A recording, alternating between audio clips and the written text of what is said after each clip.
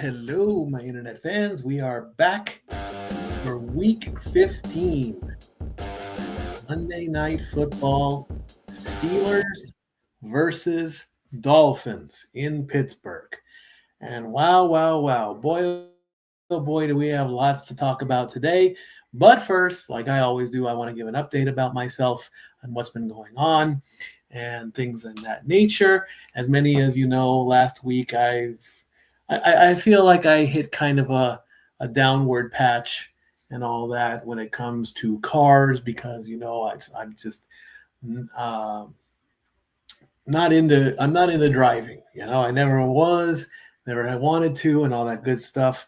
And so I put out a post on Facebook, and it's for the community of Sevierville, Tennessee, where Nori and I live.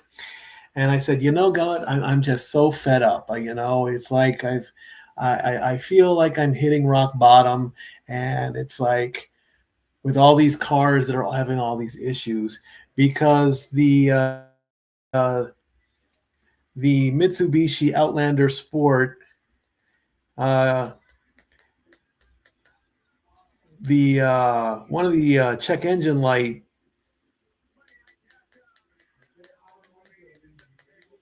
came on, and we have a little device called Fixed. And basically what you do is you plug that device into your car's diagnostic port, and it tells you what kind of issue your car has. ESPN has started their coverage of Monday Night Football. We'll get to that in just a second. But you plug it into, as there's the ageless wonder Aaron Rodgers, who's getting ready for his game tonight. You plug it into your car's diagnostic port. It does. It gives you a diagnostic on a garage style quality of what's wrong with your car. And so what popped up was called an EGR issue, and it's called the evaporative gas recirculation system. And so what it does is basically when your car burns gasoline,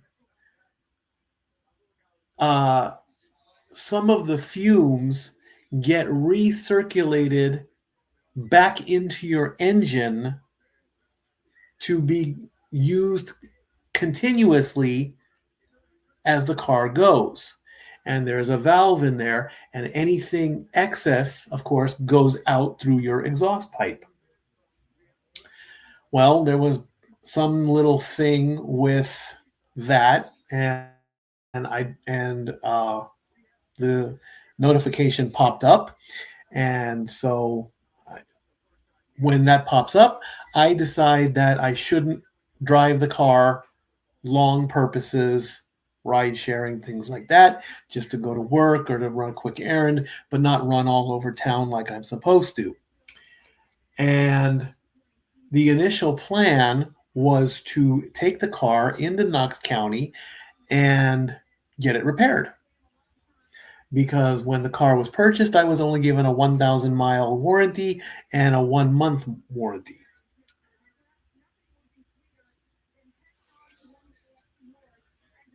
And I'm being prompted by Uber as well.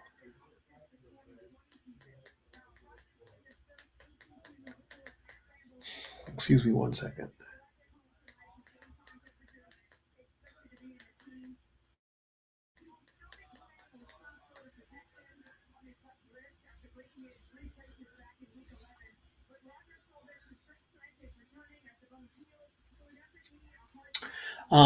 So the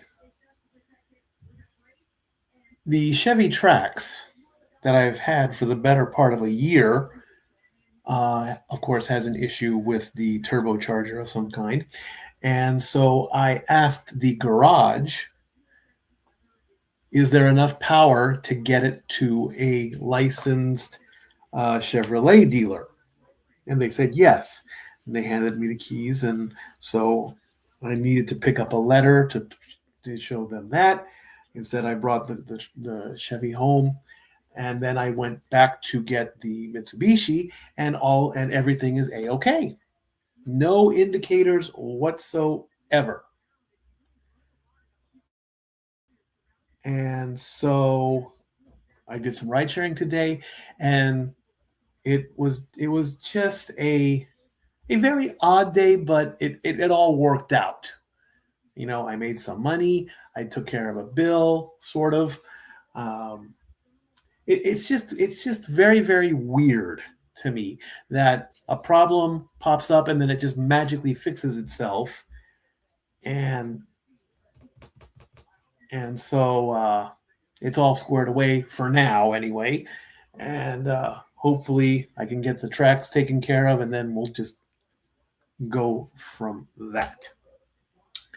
So now, we're 10 days away from Christmas.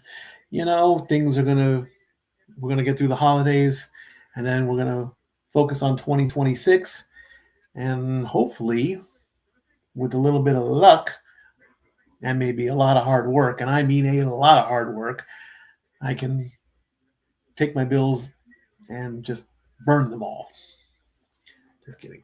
So we've got plenty to talk about in the world of football. Week 16 or week 15 is they're talking on ESPN there, so they're getting all that. Let's bring in the resident fantasy football god, Zach. Hello.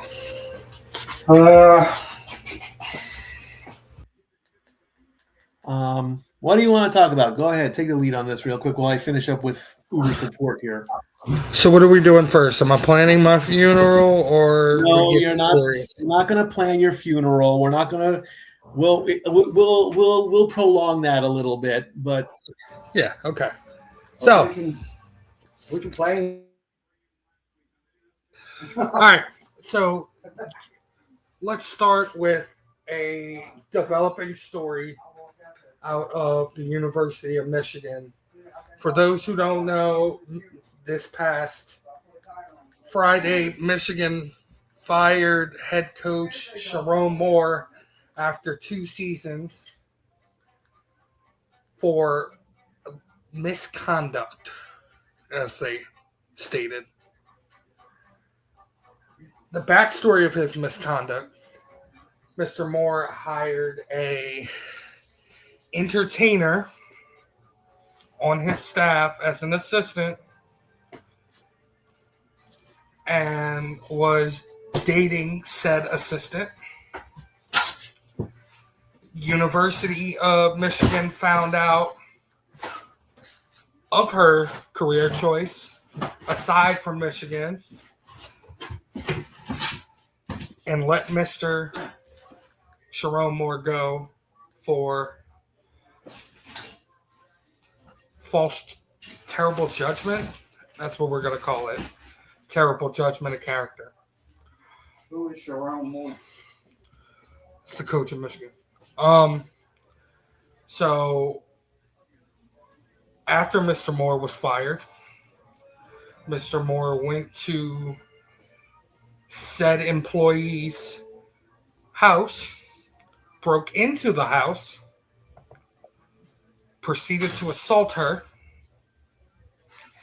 and after that, went into the kitchen, grabbed a butter knife, and threatened to kill himself. And screaming and yelling at her, "This is all your fault, and my blood is on your hands." Now, the University of Michigan is doing a full investigation into the entire football and athletic department and complying with the FBI as well. Sharon Moore is still in police custody, awaiting arraignment from the judge. Now, Mikey,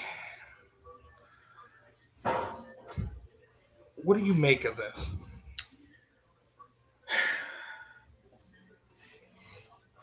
It's very sad that when a person of some kind of importance on a team, I mean, bottom level is the player, obviously. Then that player gets elevated to star player when they start doing good. Then the next level would be the coach. And then you go up the management ladder.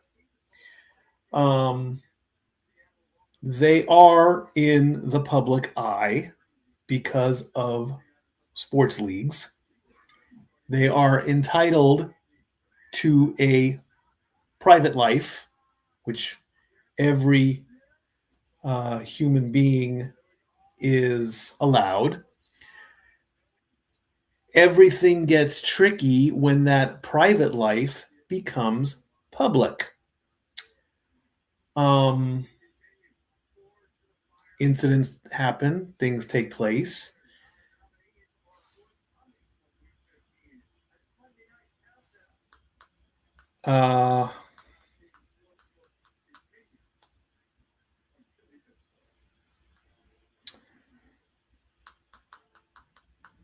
So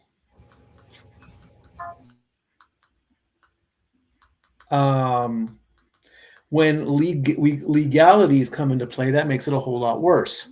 When assaulting somebody comes into play, that makes it a whole lot worse. The severity of the thing, like,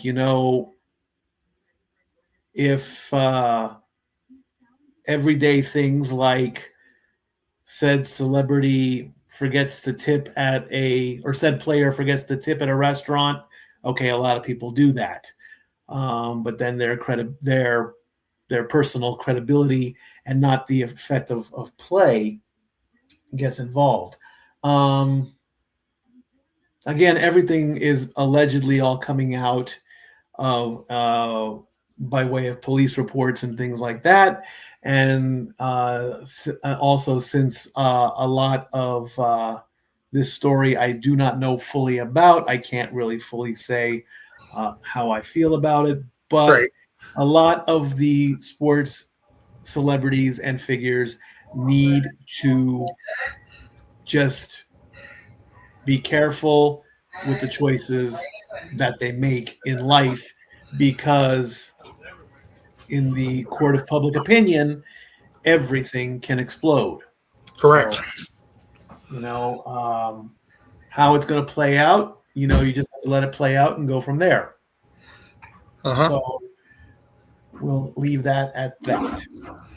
Well, the reason why it ties into our normal NFL talk is because now this apparent relationship has been going on for 2 years, and it ties into Los Angeles Chargers head football coach Jim Harbaugh. And Harbaugh allegedly knew of the relationship and okayed the hiring. So we'll see how that plays out. You can't. Okay.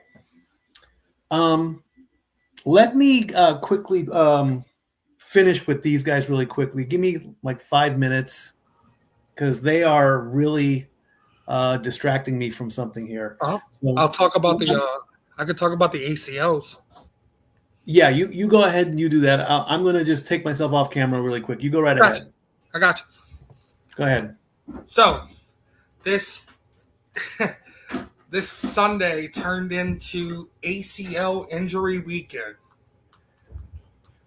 The Kansas City Chiefs have lost star quarterback, future NFL Hall of Famer Patrick Mahomes to a season-ending ACL injury.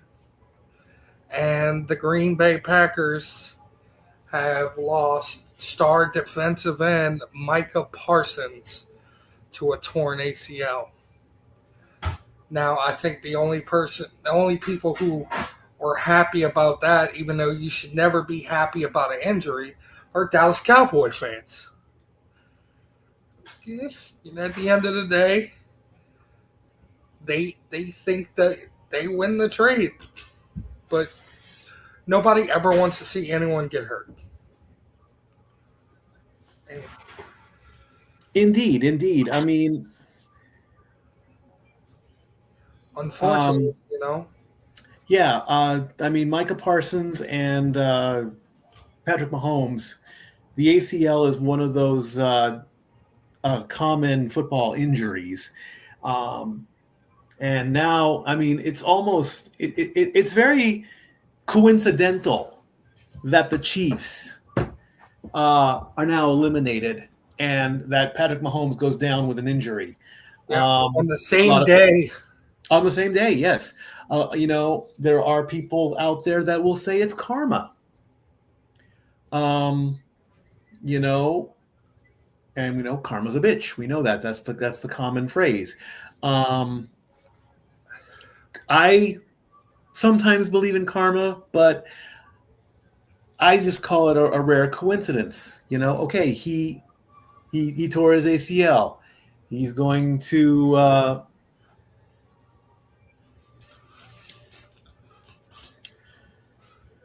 oh my goodness.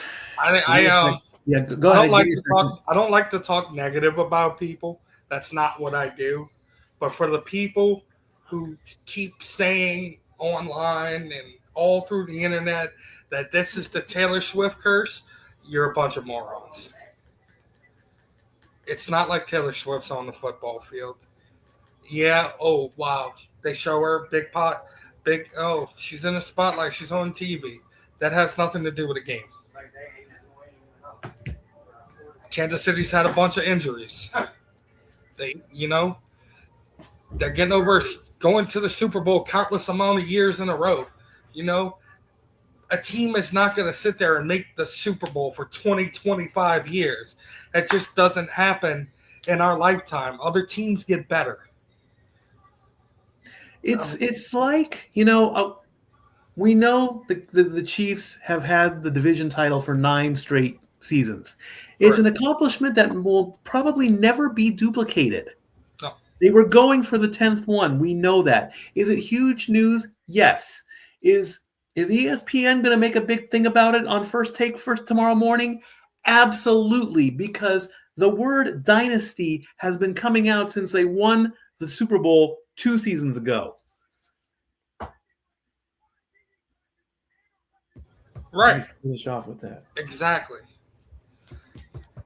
I mean, So, I mean, all right, now that I finally got Uber is just so ACL injuries. ACL injuries have been terrible. It seems like every time we start to like a player, or they become really entertaining, we're losing them to ACL injuries.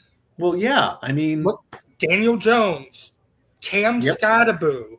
Yep. I mean, it's one of those common injuries, just even like in wrestling, neck injuries, knee injuries, shoulders injuries. It's a physical game. You're going to get hurt no matter what, unless you've got a bionic body, which doesn't exist in the reality of like when I grew up. Okay, you're not the $6 million man. You're not the bionic woman. You're not a cyborg. You are a human person with blood and bones and muscles, and those things break and snap, and you get sick. That's just a standard of life. It happens. I did see your question. I will bring it up. Hold on, okay? One thing at a time there. I will bring that up. I do have something to say about that. I will give you, I'm not ignoring you. I'm being distracted by my side gig here who is taking time away from other things. I will get to your question. Give me some time. The dynasty, oh my God, Roger Goodell is giving an autograph. Well, that's the holy grail of autographs right now. nobody wants that autograph. How about that? Anyway, like I said, as of Super Bowl 2024, they were talking dynasty. They wanted it to win. It didn't happen. The pressure was tapering off on Kansas City, but then, they're in that rebuild period, and then this happens, where as you can see on the board over there, if you can see it, the Kansas City is in red, 6-8. So that's all there is to it. Now, as far as curses and jinxes and all that, Lord knows how many times I said, "Oh, I'm cursed, I'm jinxed." I did it today on social media. I feel like I'm jinxed about my cars. Is some magic, and I'm going television here, is some magic voodoo priest gonna just like wave his hands over a Kansas City doll and they're gonna start winning again? Probably not. It's possible. I don't know about that stuff. I've seen it in television shows many times. They do the little dance. They dance around the fire. They sprinkle some things over some stuff. And before you know it, either something good or something bad happens. That's Hollywood. If that happens in real life, well, then there's another higher power that I need to worry about. But the sad reality is this. The Chiefs are not going anywhere near the playoffs this year. Bottom line. Is it sad? Absolutely. Will they rebuild? Yes. Will Patrick Mahomes play again? More than likely. He's going to go in. They're going to get him under the knife. They're going to repair the issue. He's going to take 6 months to recover. And coming back in 2026, he'll be back on the field as always. Will he make money with more State Farm commercials? Of course he will. How about Grandpa Rivers? Phillip Rivers. All right. Next week, San Francisco versus Indianapolis. I'm going from one ageless wonder to another one. Okay. Phillip Rivers. Okay. And some people say age is nothing but a number. If he can still go and still play, good for him. This also falls in on the, a player does not want to let go of whatever job they have. Wrestlers do it. Basketball players do it. Football players do it. Fox and CBS, pure examples of that. ESPN does it. Baseball players do it. Drivers do it. In every sport, when they can't do it anymore, they still have to be part of it. Mm-hmm. Or what happens? What happens when they feel like they don't want to do it anymore? They don't have no passion or love for the game anymore. What happens then they become an advocate, or they become like Jesse Ventura. I heard what he said on Saturday Night Main Event. Uh-huh. Sort of. What happened? We'll get I into mean, that section later. That's All right. I was Now, getting to let Joe me Burrow with that. let me address the question that popped up Uh-huh. because I did not mean to disrespect you. I'm grateful that you're a friend and a fan. Do the Cowboys still have a chance? The quick answer is yes, but it is the smallest of possibilities. All right. Now, even though last night's game where the Vikings did beat the Cowboys, the Vikings already got eliminated because of the Bears. The Vikings had to win to stay alive, which they did, but the Bears and the Lions, if either one of them won, then they would eliminate the Vikings, which they did. The Lions, they lost yesterday, and the Browns were supposed to, well, let's face it, the Browns were already eliminated, but had they pulled off the miracle, the Vikings would still be in. It just didn't happen. So now the Vikings are playing for pride. As far as the Cowboys go, they have to win out, and the Eagles have to lose out. It's that simple. Because if that happens, if the Cowboys win out, that puts them at 9-7-1. If the Eagles lose out, that puts them at 9-8. And the Cowboys, the only problem that the Cowboys are going to face are the Chargers. The Chargers are still fighting for a playoff spot.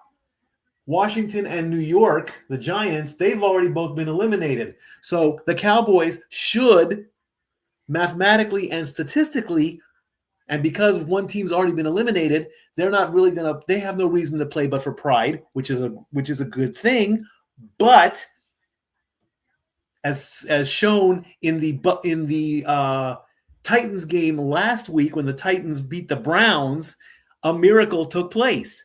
The Giants or the Commanders could decide to play spoiler. Hey, we're playing the Cowboys. Let's not get them into the playoffs. We all know about the Cowboys. They're a 50-50 team. They're always going to be a 50-50 team. They've been a 50-50 team ever since I started this whole project of being in Statboy Sports Bar. They win, they lose, they win, they lose, they win, they lose. 50-50. They have to go 100%. Bottom line. Is 9-7-1 better than 9-8? Maybe. It depends. Ties are a disaster when it comes to records. Regardless of how you feel about, a tie, both teams win, a tie, both teams lose. Half empty, half full type thing. What they need to do is totally eliminate that a game can end in a tie, even in the regular season. Postseason playoffs, absolutely. Play till a winner. We know that because you're going for a championship title. But still, the regular season affects the playoffs. We've got 1, 2, 3, 4, 5, 6, 7, 8, 9, 10, 11, 12 teams are done. Technically, some people will say, well, hey, and this has been said, if they're eliminated, why are they playing? Because contractually, they are obligated to play for 18 weeks. I don't think there's ever been an instance where a team is like, no offense to Notre Dame, but they're not going to the playoffs, so they don't want to go to a bowl game, so they don't want to play anymore. But that's on the college level. Totally different scenario. In the pros, you play or you don't get paid, bottom line. You got to make that money because let's face it, it's a business nowadays. So the Cowboys do have a chance. It's the smallest chance possible because, and I'm going division-wise, but there are other teams that are still trying to get into the wild card spot, can they get in at 9-7-1? Technically, yes. Because right now, the 3 wild card spots is Seattle, San Francisco, and Green Bay. San Francisco and Seattle are both 11-3. So if they lose out, the Cowboys have to hope that the Packers lose out. That'll put them both at 9-7-1, and then we go into a doggone tiebreaker disaster again because they tied. So, I mean, winning the division, yeah, right. That ain't going to happen. I think they're done with that. So, can they get in? Yes, but it's the smallest chance possible for them to. If they do, you can't really pick them to win the playoffs because of that 50-50 stuff. Hey, miracles happen, man. Miracles do happen. Yes, that is true. Look at the Giants. Yeah, exactly. You're absolutely right on that. They won a Super Bowl one season by going 7-9. Exactly. So do they still have a chance? Yes, they have a chance. They're not fully eliminated yet. But they lose once, that's it. You lose, you're done. You win, well, then I think the only way they can not get in, it's like if they go 9-7-1, well, the Detroit technically has to win one of two, and that's against the Vikings because that'll put them 9-6. They'll be at 9-6 next week if they beat the Vikings. Now, if the Vikings play spoiler, well, that puts them 8-7, and then they get closer and closer. But then you've got like I said, you've got the pack. However the tiebreaker goes between the Cowboys and the pack, I think the pack get it. I don't want to go through all the math like I did with your division. Thank you very much. Which I will show. All this is all this is all this. Yeah, I did all that to show how the NFC South is gonna play out, but it's a disaster. I mean, it's going to come down to what it needs to come down to is Week 18 between the Panthers or the Panthers and the Bucs in the battle of Carolina versus Florida. The Steelers are coming down for final warm-ups as the countdown clock hits 30 minutes. Joe Burrow. Another question. What do I think about the Cowboys defense now? Again, 50-50. They play.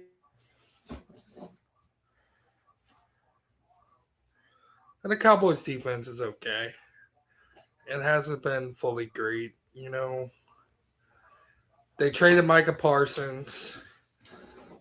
Got back Quinion Williams.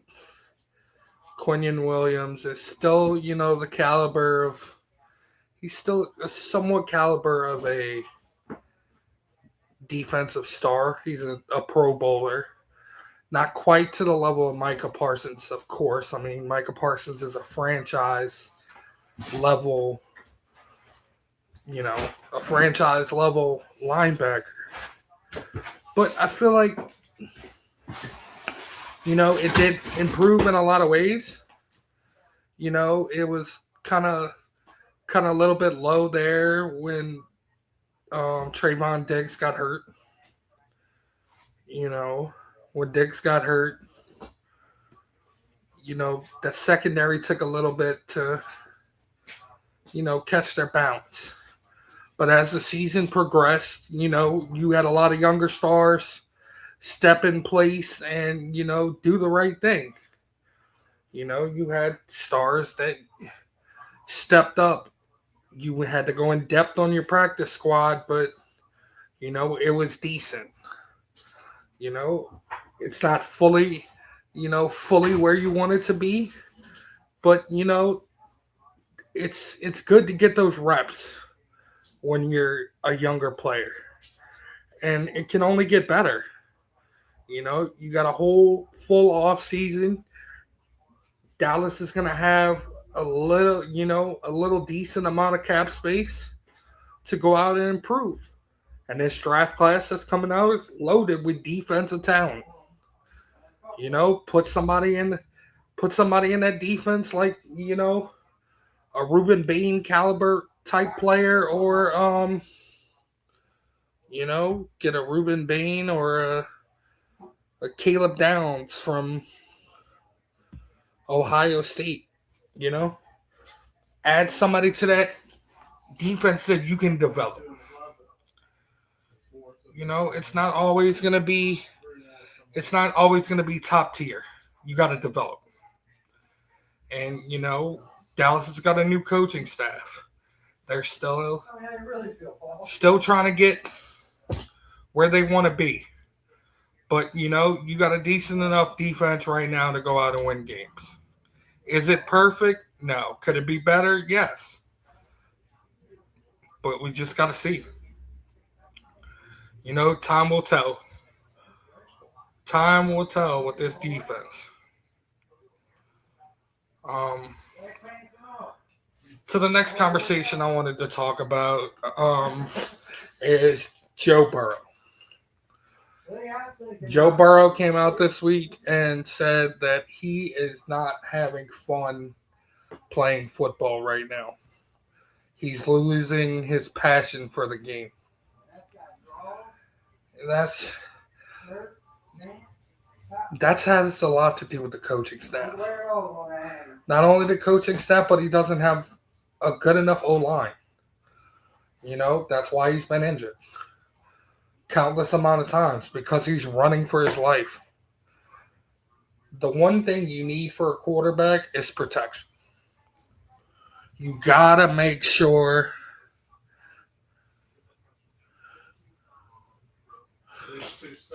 no.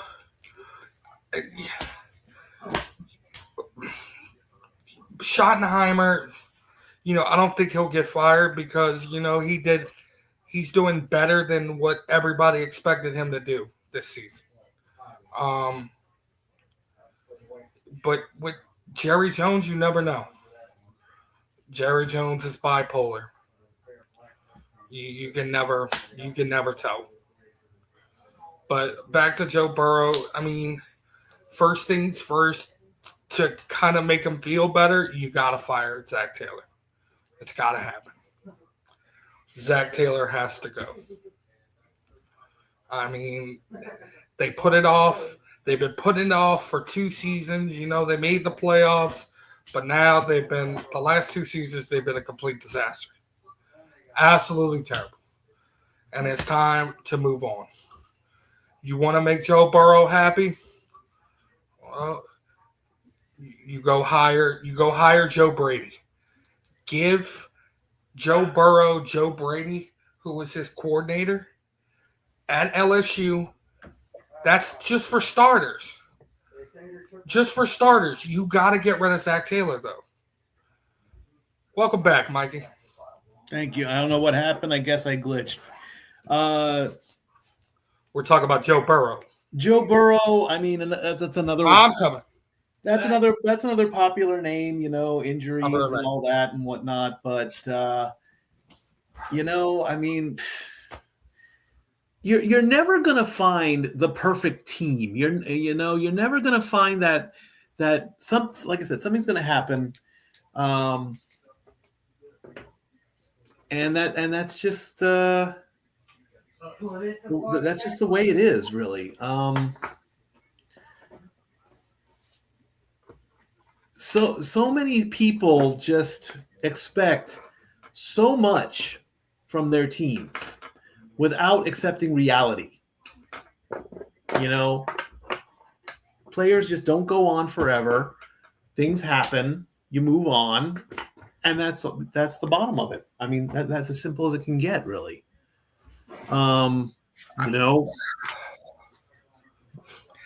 It's like I said, I mean, the reason why he's struggling to have love and passion for the game is because every time he goes out there, he feels like he's going to get injured because he has no protection on the O-line. And these play calls don't help. You got the man running for his life. Of course he's going to lose his passion for the game. I don't get it. Something's got to change. If Zach Taylor doesn't get fired, Joe Burrow will retire. This will be Andrew Luck all over again.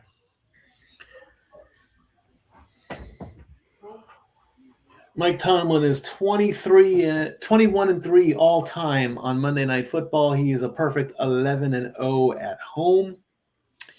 Retirement. Poof. Well, let's talk about the elephant in the room.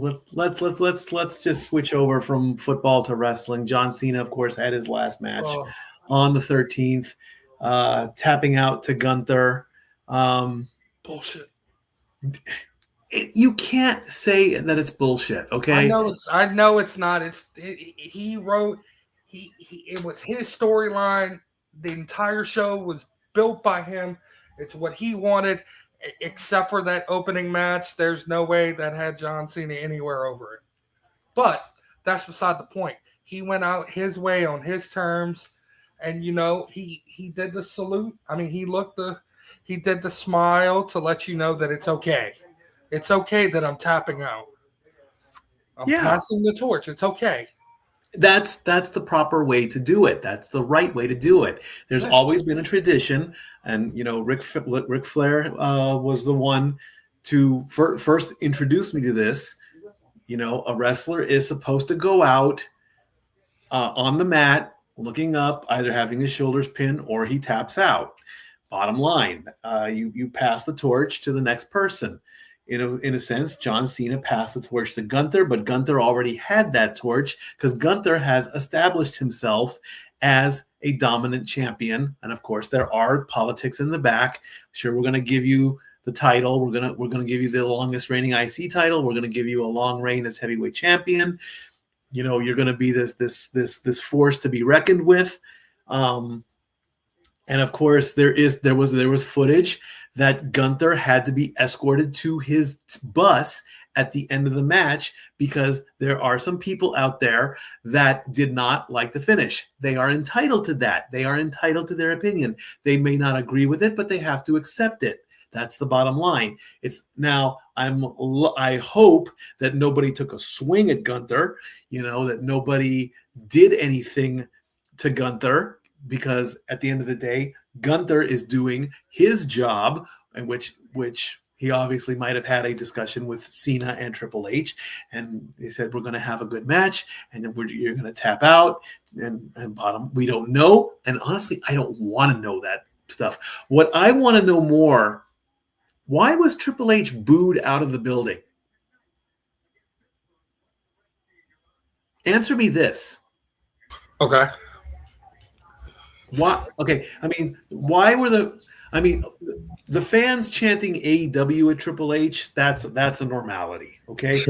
Triple H, has admitted the existence of AEW. He has said some things about AEW, but he wants to keep AEW out of the WWE universe. Right. And a quick shout out to Edge. Thank you for hitting the 5-knuckle shuffle during your match. Well done indeed. So let's throw that one out. Now, if, and this is a very big if Triple H made the decision and he goes to Cena and he says, you need to tap out, because there were some stories of that. I can't confirm or deny that. And if that story leaked from the time where Cena tapped out to the time he got to the podium, how the hell did that happen? I'd like to know. How the hell did it leak that, or did somebody just start a rumor? It was all Triple H's idea. Oh, so we're going to crucify Triple H as he's trying to do his job. Go ahead. That all goes back to, they want to blame Triple H for everything because besides, the creative's been terrible. It's not to everybody, it's not what they wanted. If you let the people book what they wanted, it would have had Batista, Edge, Undertaker, Stone Cold.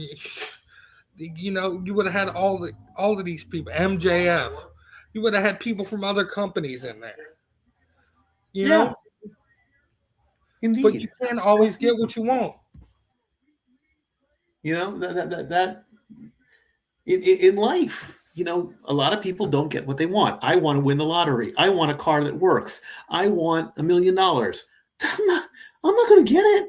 I'm not going to have some magic guy just you know, and this is not a shot at all those people on social media that do stuff like that, Mr. Right. Beast, and all those guys. Yeah, it's like, but that doesn't mean I have my own plans if that ever happens, where I'm probably not going to do it anyway. But it's like it's not like the genie exists, and we want Stone Cold Rock again. Stone Cold's happy doing his thing, drinking beer on his ranch. The Rock is doing his thing. John Cena's going to do something else.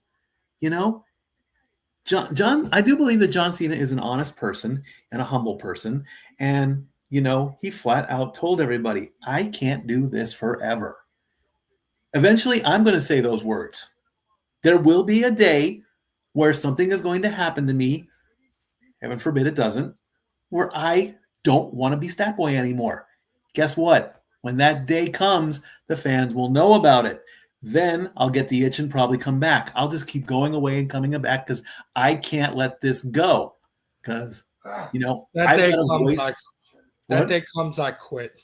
Well, now don't quit because of me. Don't play that game. I don't want to be a martyr of any kind like that. But there's going to be a day where, I just don't want to do it anymore. And then I'll realize it was the biggest mistake that I ever made. And I'll keep going.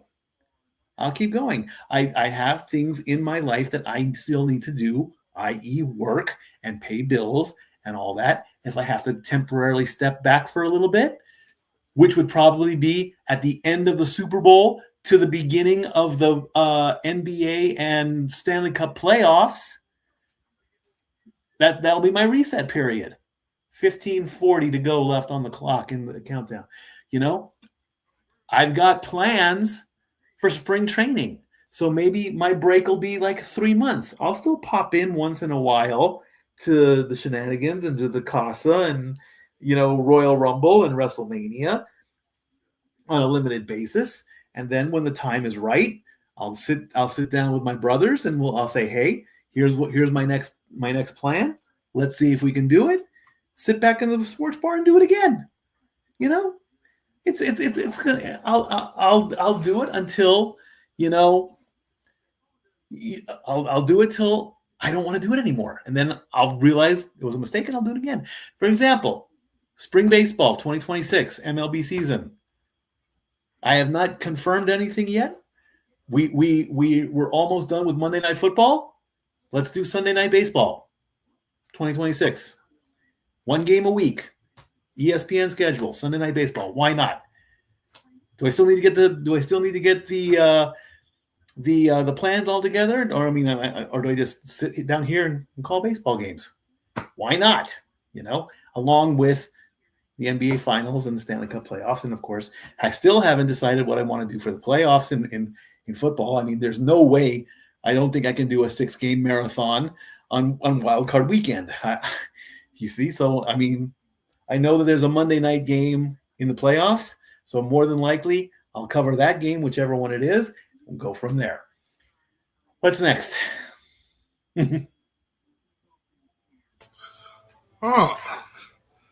What is next? That's a good I don't question. know. We got 15 minutes before kickoff, or 15 minutes before the top of the hour, and I'll again reshare this information. The Dolphins are fighting to stay alive in the season. They are 6-7. If they lose, they are out. If they win, they stay alive in the wild card race. And the Steelers are looking to even things out with the Ravens, because that's a two-team race in the AFC North, along with the NFC South, of course. 2 teams have already clinched, being the Rams and the Broncos. Now, they have not won the divisions, but they are guaranteed to finish in a wild card spot no matter what. That's why they said that it's a playoff berth. We're not going to get any official clinches or anything. My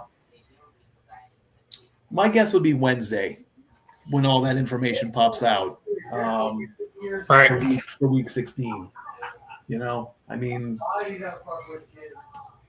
AFC East, the division, it is a two-team race between the Patriots and the Bills. AFC North, two-team race for the division itself.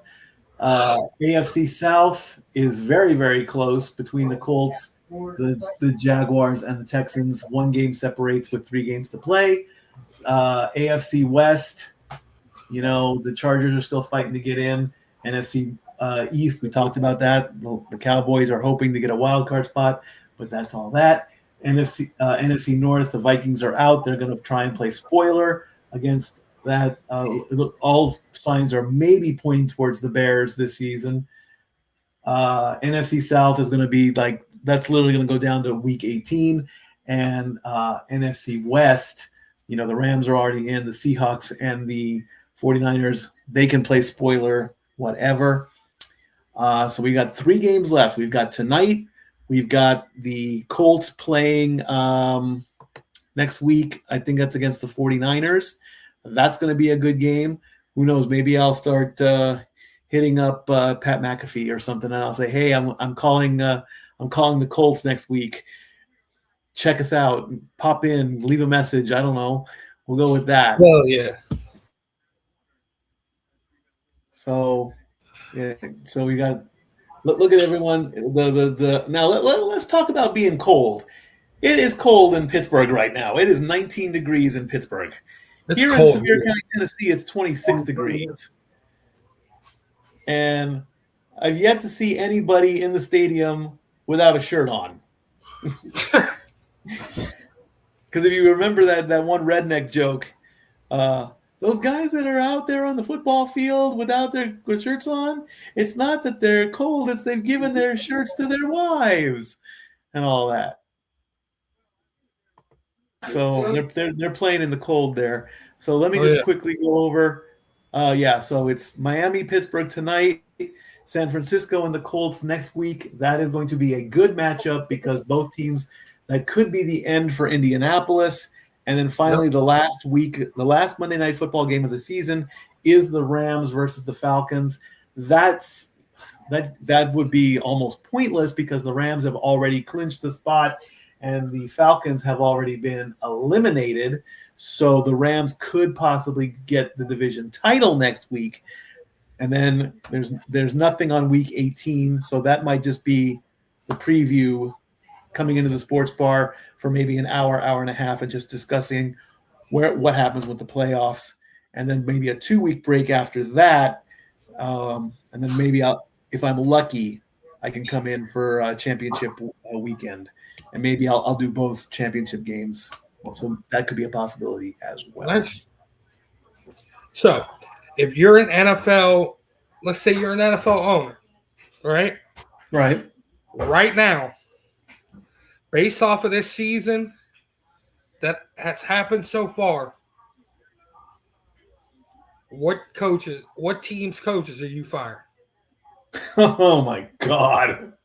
You got to be brutally honest. I hate it when you put me on the spot like this because I hate it when I see a coach get fired because it's not the coach, it's the players, And unfortunately, there's not one coach in the entire league that I absolutely despise that I want to see get their head chopped off. So I can't really answer that. If it happens, it's going to be breaking news. It's going to be, oh my gosh, this is the thing. There isn't just one of those coaches. A coach is entitled to his opinion. Okay, I'm not going to fire a coach because of his opinion. All right. The three lowest ranked teams: the Giants, the Titans, and the Raiders. Okay. The Giants and the Titans already fired their coach. What is it? The Giants and the Titans already fired their coach. Okay, then. Why? Because they're 2-12?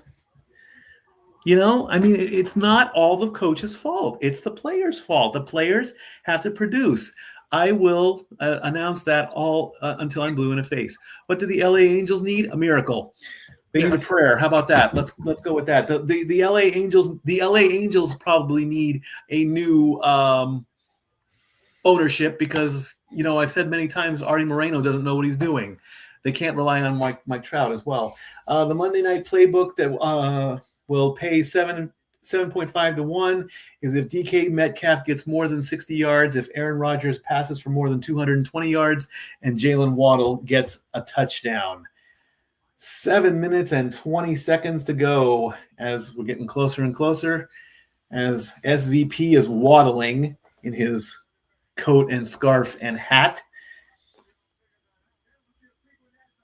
I have said many times about the Angels that they probably need a new owner for one. They need to rename the team again. They need to make them the California Angels, or they need to make them the Anaheim Angels, because that is you either represent the whole state or you represent the city that you're playing in.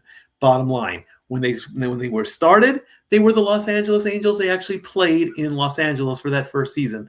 Then they decided to make the move to Anaheim, and they represented the whole state. Then Disney got a hold of them, and then Artie Moreno says, no, I'm going to make it confusing for everybody. So, I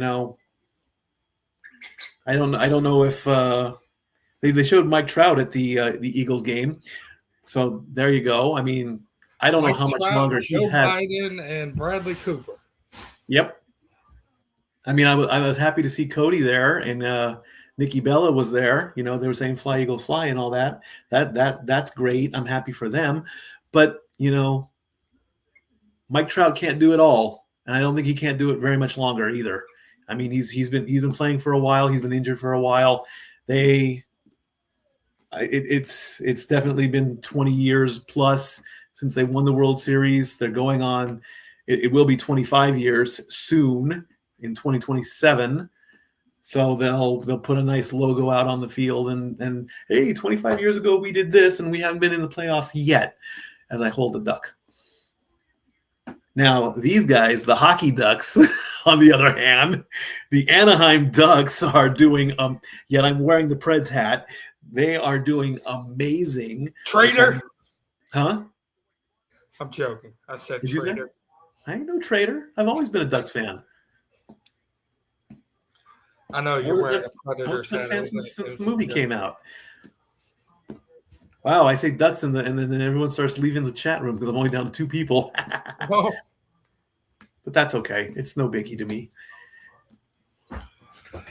Yeah. So. And basketball, I mean, I'm impressed by the Oklahoma City Thunder. I mean, they've only lost twice all season, and I'm impressed by the Pistons. I still don't like the concept of the NBA Cup, though. I mean, you're playing for extra money, and I'm that concept needs to go, honestly. Well, now you're playing for extra money and home court advantage and advantage in the playoffs.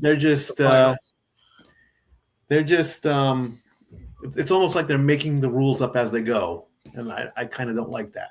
Right. We did talk about the CFP last week.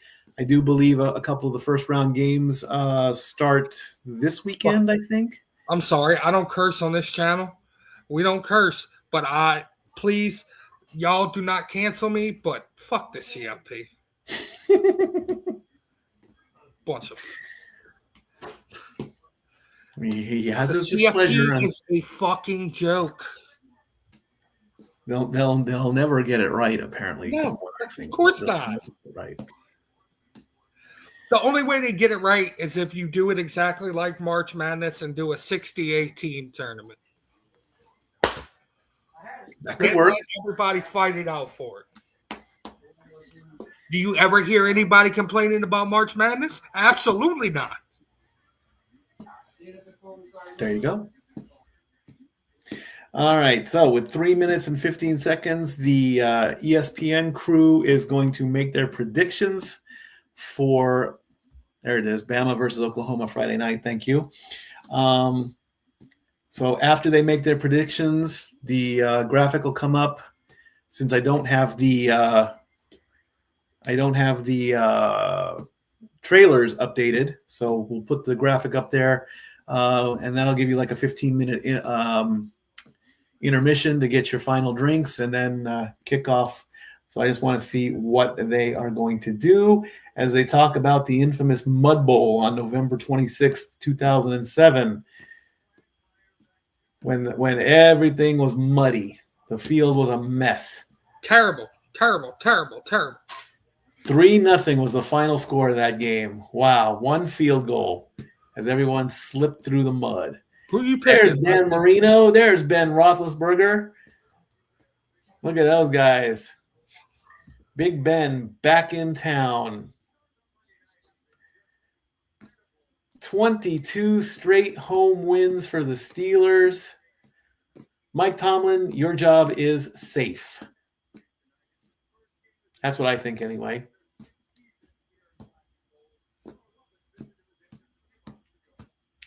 So let's get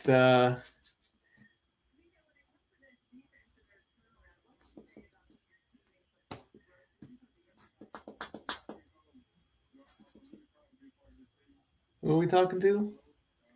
Minka Fitzpatrick, 68 tackles. Wow. Impressive.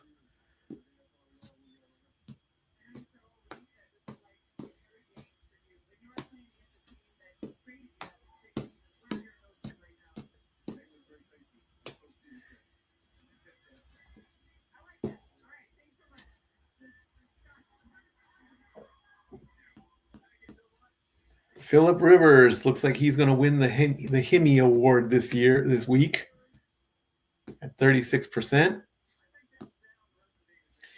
All right. The ESPN crew is going to look at that big black coat. Wow. He must be frozen solid to wear a big black coat like that.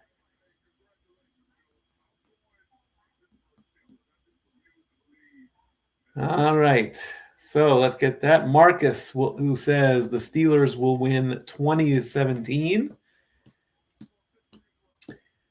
Jason Kelsey says 24-21. Ryan says 24-20.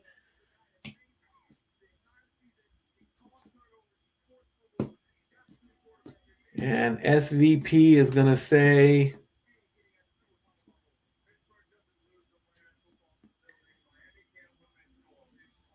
Miami wins 21-20. The fan vote goes to 68%.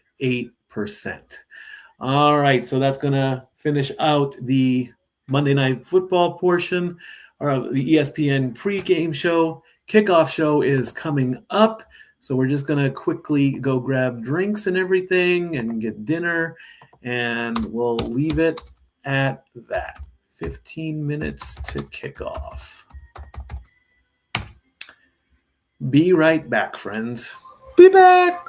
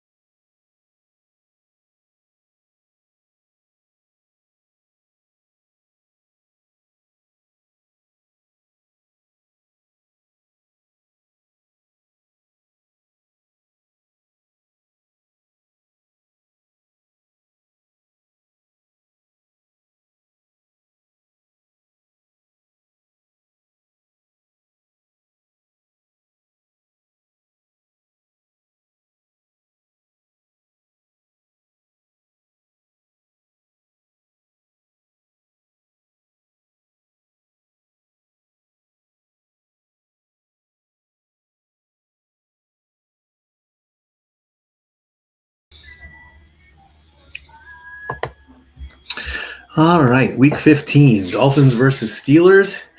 ESPN predicts that the Steelers will win 58% to 41%. Again, it is very cold in Pittsburgh, 19 degrees.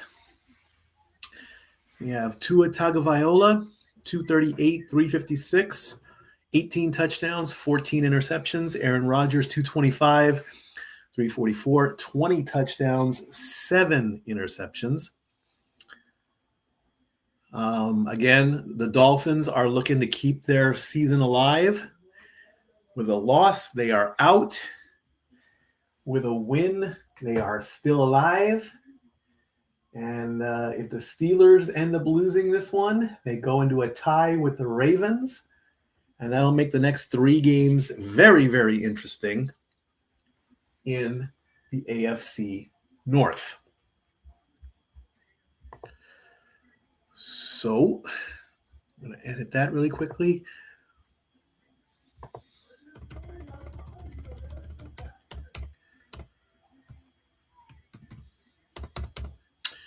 Steelers 0, Dolphins 0. I have my dinner, I have my soda, I have my water. I need a shave. What more do I need? The fireworks are going off.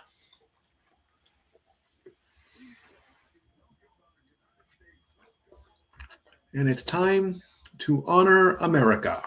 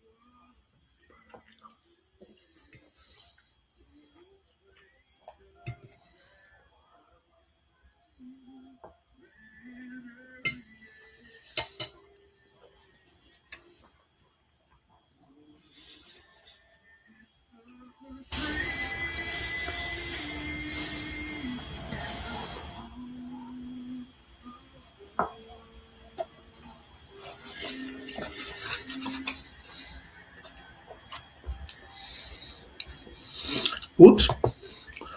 A very good rendition. As the terrible towels come a-waving.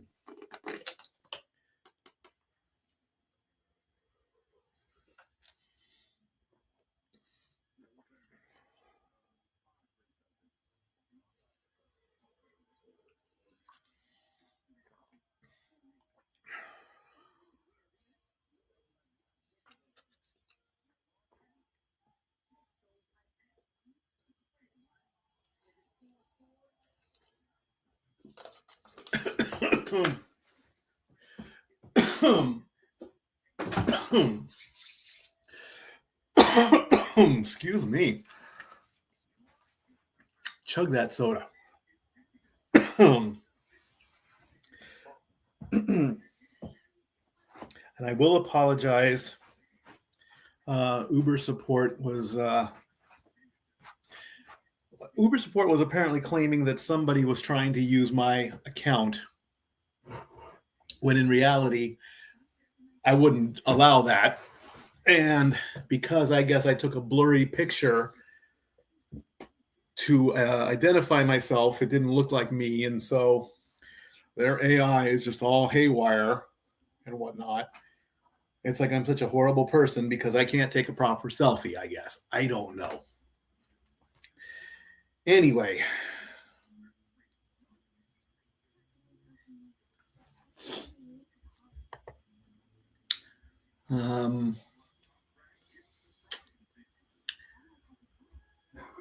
Everything is heavy on the Steelers because they have not lost at home. 22 straight games, of course. And of course the Dolphins, they just want to stay alive.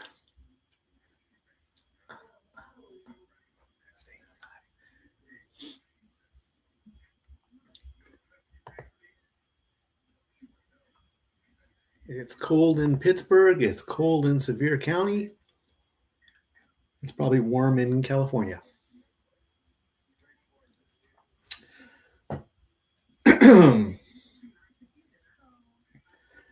What a good day. A little bit drama filled, but at the end of the day, it was a good day.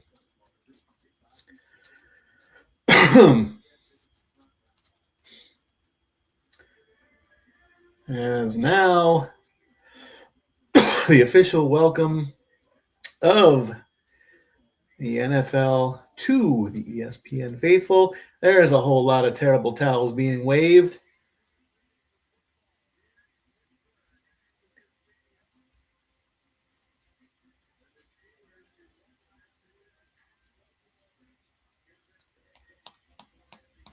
Mike McDaniel versus Mike Tomlin. The Steelers are going to kick off. And we're underway. 5, 10, 15, 20, turns right, goes left, 25, and down.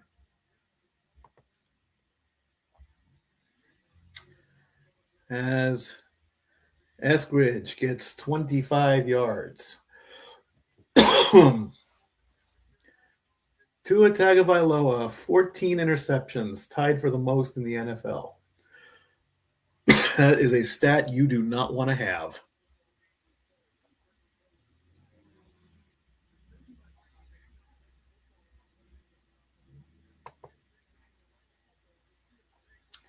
Let's see what Tua does on the very first play. He's going to fake the handoff. He's going to roll. That's a pass and a completion. And then some. Hill gets 20 yards. Well, how about that?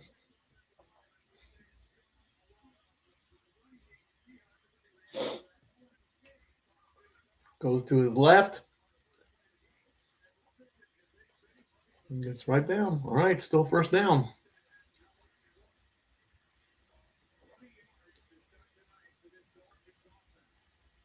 Thank you, Mr. Buck. From about the 43, Tua's going to throw a quick pass again, and looks like that's going to be a loss of a yard overall.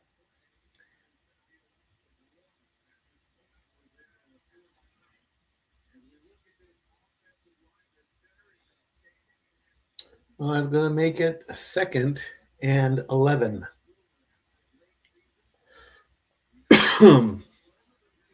Gotta stop coughing. You chug a soda, you got something caught over there. All right, 2nd and 11 from back about the 46-yard line. It's a run. Achane goes down, only gets 4. It's going to be 3rd and 7. Achane. High snap. Quick of a little bit of he got caught up on a hurdle and then fell forward. He almost cleared it. If he would have cleared that hurdle, he would have been running down towards the end zone. Without a doubt. All right, 3rd and 7. Dolphins are 36% on 3rd down. Tua got to get that play. They did. He's going to scramble. He's going to throw. Incomplete. Waller, the intended target. And it looks like we're going to have a punt.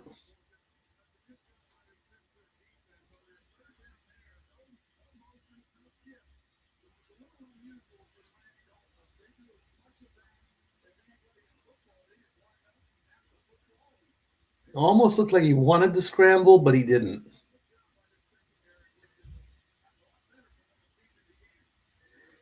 All right, Jake Bailey, 18 punts inside the 20. There's a punt. It's going to go in, and that is going to be a touchback.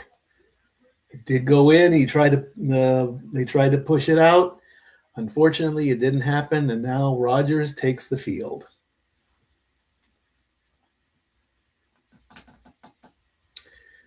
Chick-fil-A commercial. I did a couple deliveries today from Chick-fil-A.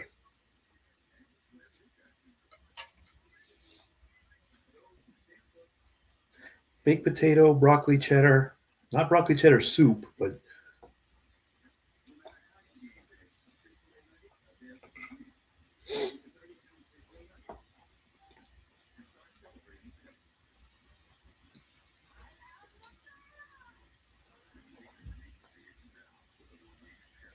Avatar, Fire and Ice. Never saw the first Avatar movie.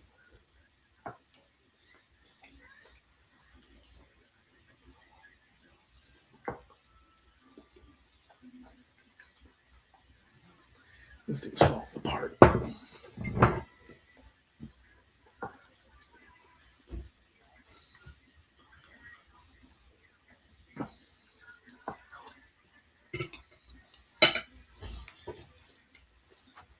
Where's my water bottle? Here's my water bottle.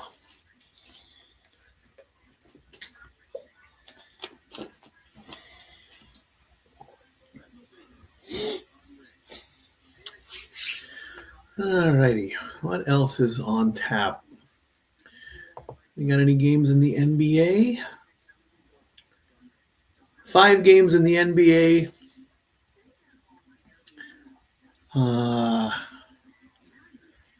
Detroit is playing Boston. Toronto is playing Miami. I'll give the scores in a little bit. At 9 o'clock, the Mavericks take on the Jazz. At 9:30, the Rockets take on the Nuggets. And at 10:30, the Grizzlies take on the Lakers. And in hockey, 5 games as well. The Panthers are playing the Lightning. The Ducks are playing the Rangers. The Senators are playing the Jets. The Predators are playing the Blues. And the Kings are playing the Stars. We'll check in on the scores a little bit later. In the meantime, so the AFC playoff picture, the Broncos are the conference leader at 12-2. And of course, the Dolphins are that 6-7 stuff.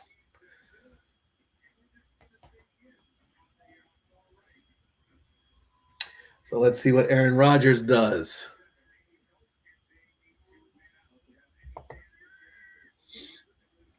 First is going to be a fake handoff. He's going to throw, and that's a completion. And he did get and Smith did get a little bit of forward progress. So they will give him 2 yards. That's going to make it 2nd and 8.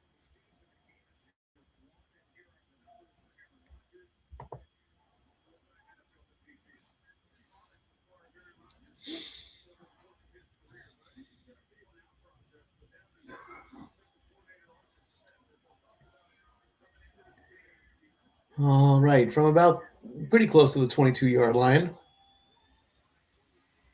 Rodgers waiting for the snap. Still waiting for the snap. 3 seconds, 2, 1, gets the play, gets the handoff. And nowhere. Not really nothing on that one. As Gainwell just gets right back to the line of scrimmage. So 3rd and 8 for the Steelers. Can the Dolphins get a 3 and out?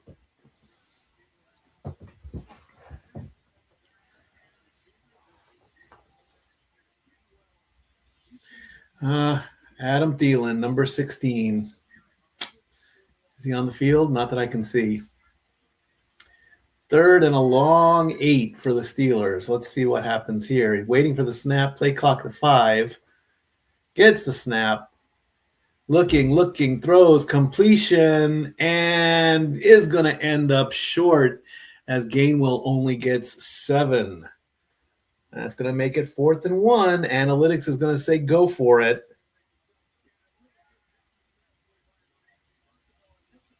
But it looks like we're going to have a punt and a 3 and out. Well, Dolphins play defense. Rodgers is like, oh, come on. Yep, we're going to have a punt situation here. Washington to Waitman. There goes the punt. Waitman's going to get the bounce and the pickup from about the 23, and he's barely going to make it to the 30 for about a 7-yard return. All right, so Tua's going to come back out onto the field as ESPN goes to commercial break.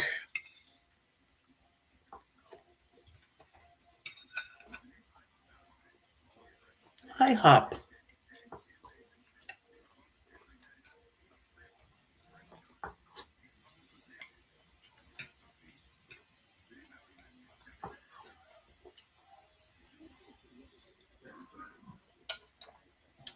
Thursday night, Rams versus Seahawks to start Week 16.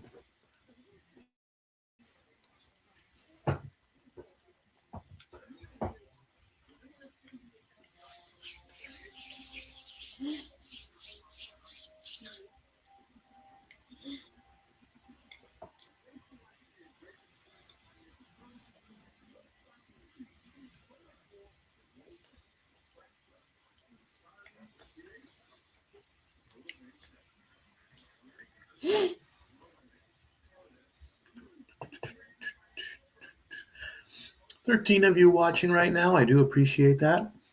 Thank you. As I appreciate all the people that have watched all season.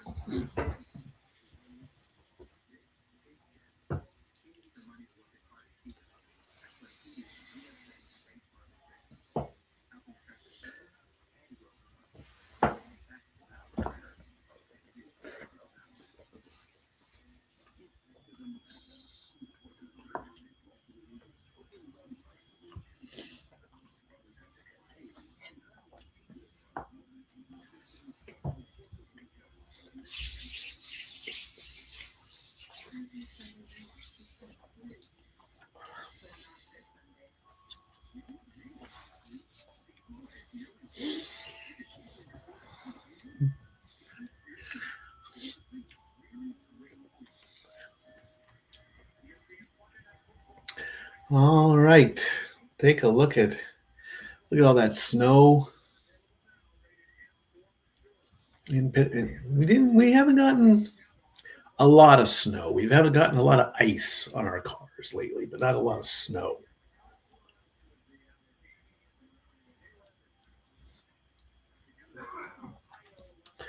All right, ball on the 29-yard line. Second drive coming up for the Dolphins.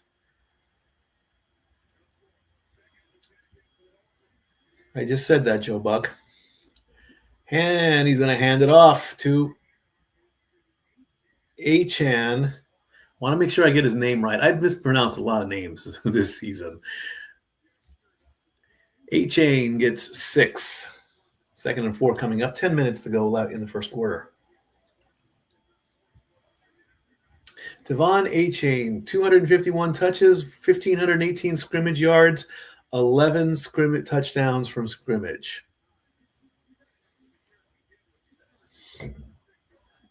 Second and 4 coming up. I say run it. I don't say pass. I say run it.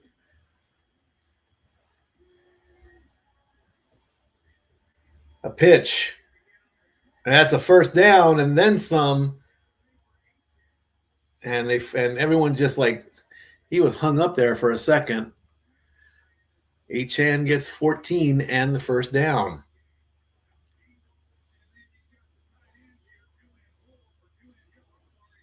It's a good block. Finds a hole, runs through it.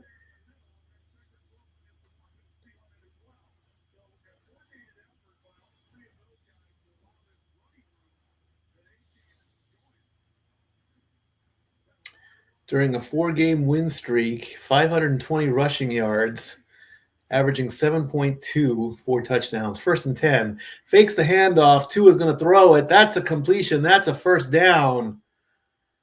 As he finds Waddle for 11.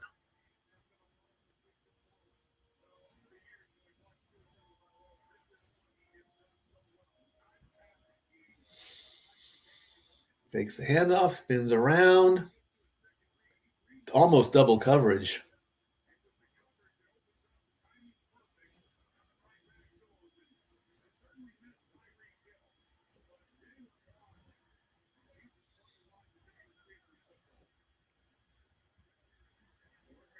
All right, 1st and 10 from the 40.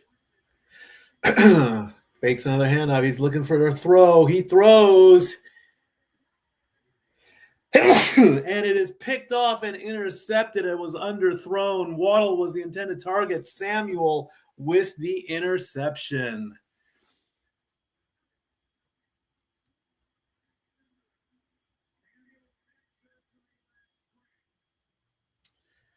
Well, I do believe that was interception number 19, I think it was. Waddle just didn't get a hold of it there.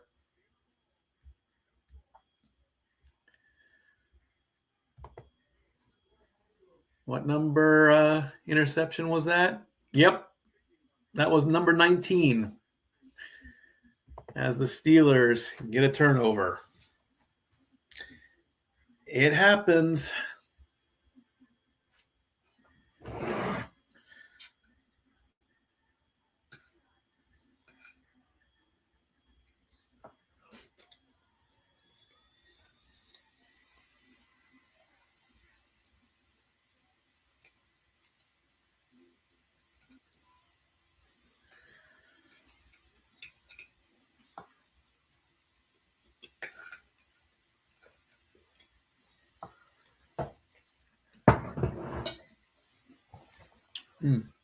Better text the boss.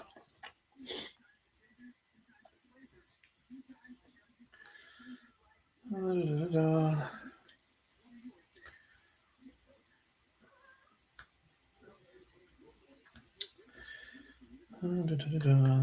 need to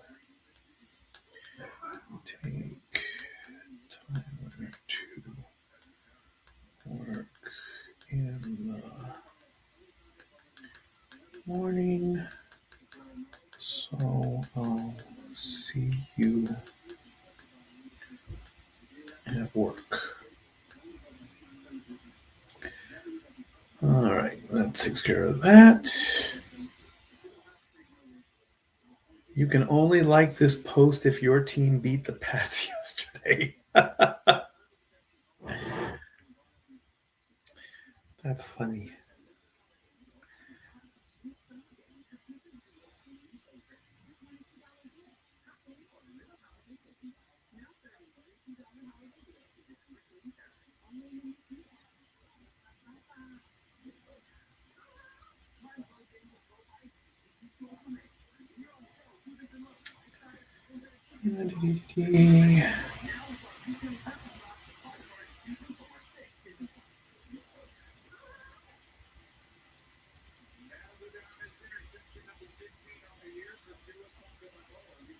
$15. 18. That was not interception 15. That was interception 18. How are you not counting that? All right, Steelers after the turnover on the 19-yard line. It's going to be a run, and the ball comes loose, and the Dolphins might have recovered. Nope, he's down. 6 yards for Warren.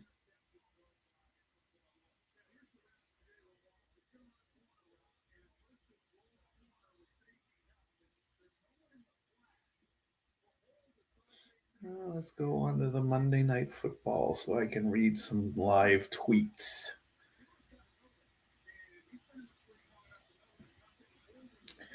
Monday night. Next play as Warren gets 3. Monday Night Football. That's what we want. Latest. He doesn't have 15 interceptions. He has 18 interceptions. Why? ESPN says 18. They can't count.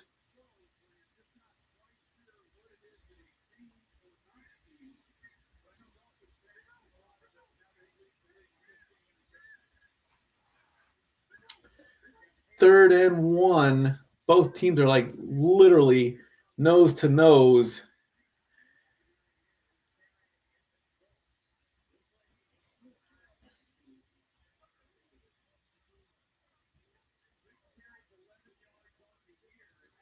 And it's going to be a stop on 3rd and 1 as Hayward tried to get through to the line.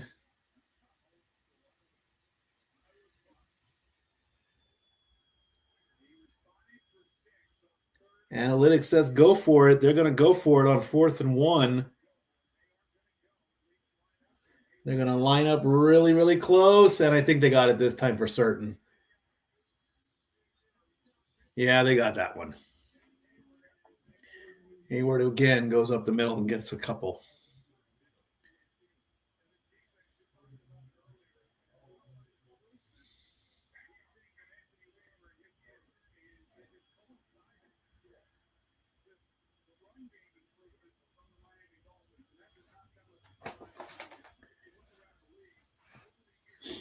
.525 left to go in the first quarter. From the 29, almost to the 30. Rodgers looking, quick pass, quick of a stumble, goes right back to the line of scrimmage. Gainwell goes nowhere with that one.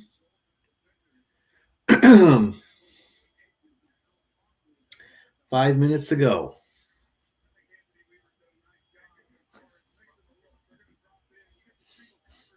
Look at my girlfriend.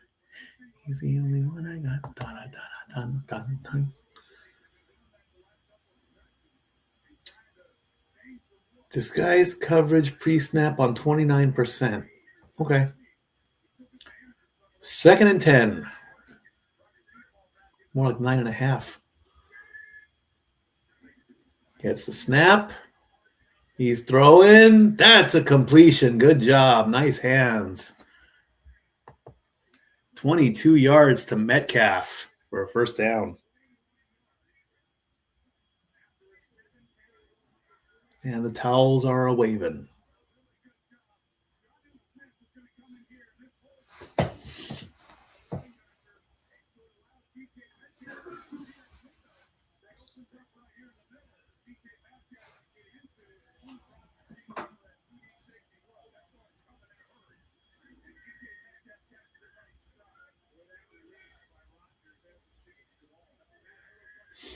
First and 10 coming up. Handoff, a couple yards, and a little bit more as Warren gets 6.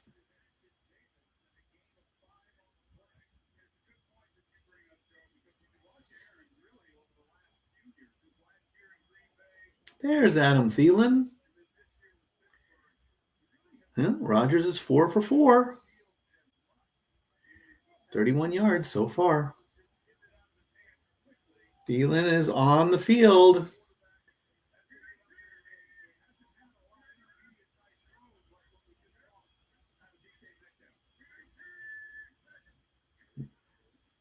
That's going to be a handoff and gets nothing. Another yard. It's going to make it 3rd and 3.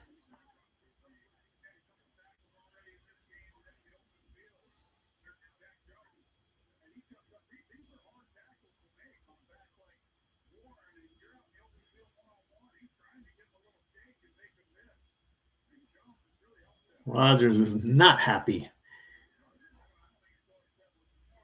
3rd and 3, I say run it. Don't get greedy. I say run it. He's going to pass it. And it's it. See? Told you. I told you. I told you. I told you. They're going to go for it on 4th and 3. Well, I don't see why. I mean, there's no score really. You're way out of field goal range, so I don't know. 4th and 2 maybe, but 4th and 3, and he's going to pass. Got the completion, so he got lucky there to Gainwell. Gainwell gets 9, so they convert on 4th down. Okay, he proved me wrong.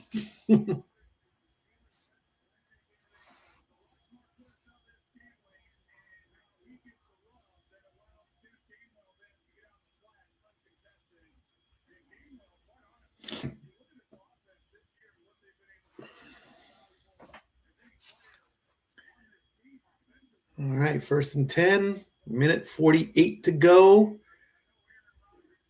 32-yard line. Hands it off. And tackled behind the line of scrimmage for a loss. Gainwell loses a yard.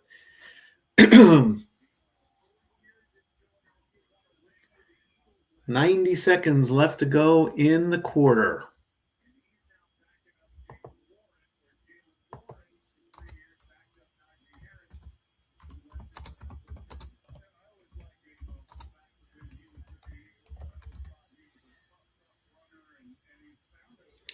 Twelfth play of the drive. About maybe the 37-38. Quick little pass. What a smack. Warren almost got hit there, but what a smack that was. All right, it's 3rd down. They do have time for one more play before the end of the quarter. Let's take a look. Ooh, ouch.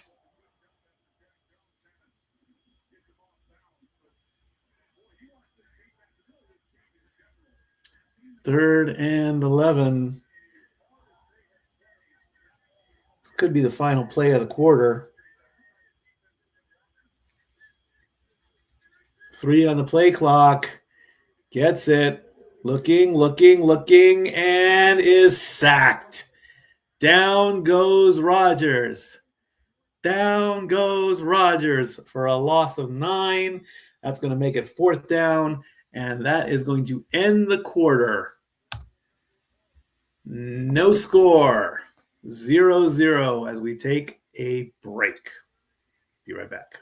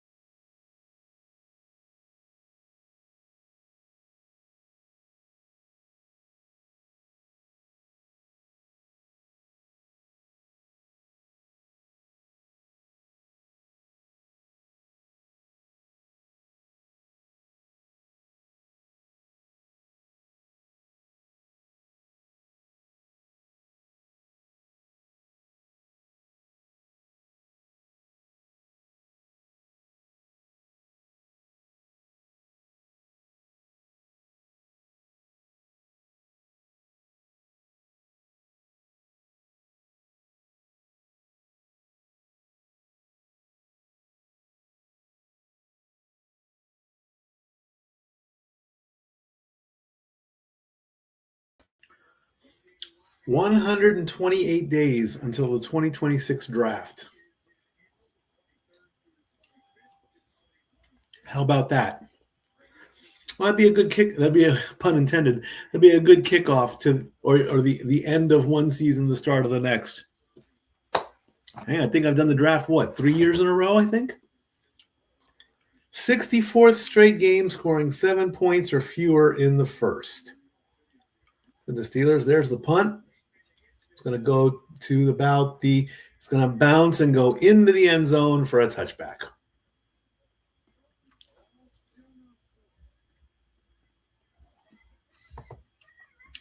All right, let's get the first quarter stats. Tua Tagovailoa, 3 of 5 for 29 yards. Aaron Rodgers, 6 of 7 for 40. A-Chain with 25 rushing yards. Warren with 16. Hill with 20 receiving yards. Metcalf with 22.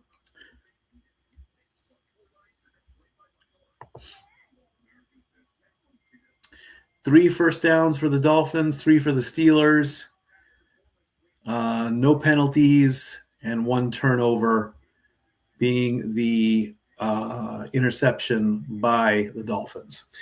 Second quarter now. Let's see what the Dolphins do on the 20-yard line.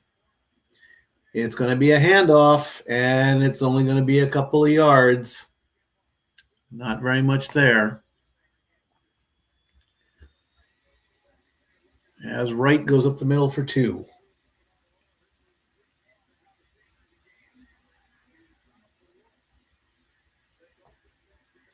Interception, interception, interception, interception.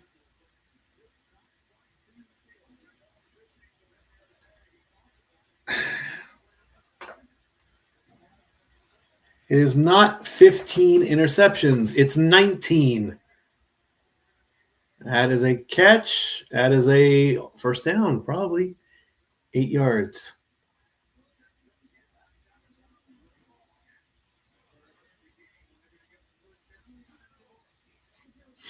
If I could have grabbed my phone quick enough, I'm going to be like, why are you saying 15 interceptions when ESPN says he has 18? 4 of 6, 37 yards right now for Tua. A-Chain 5 yards on that, 8 on the last play. A-Chain has it. There's the 5 yards. I jumped the gun on that one. 2nd and 5 coming up.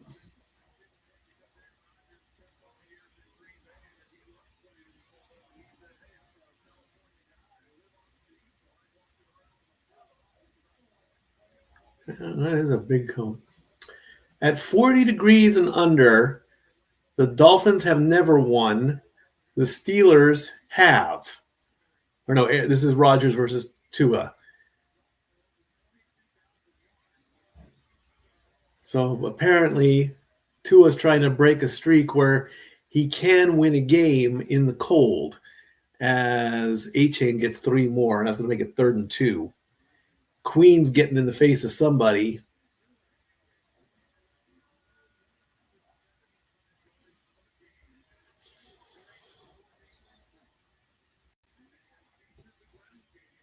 It's not the end of the world if the Dolphins stay alive.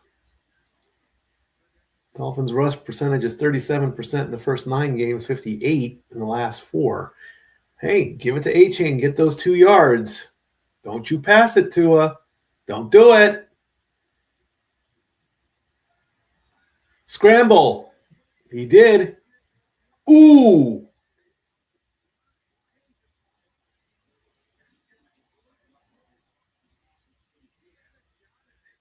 He scrambled for it, and his neck bent the other way as he slid. He then looked at the referee for a penalty, but didn't get the call. And that's good. That's easily a half a yard short. He pulled his head and cracked his neck like that. So are they going to punt or are they going to go for it? It looks like they're going to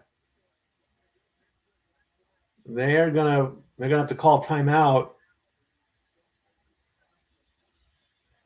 Did they get the timeout? No. That's going to be delay a game.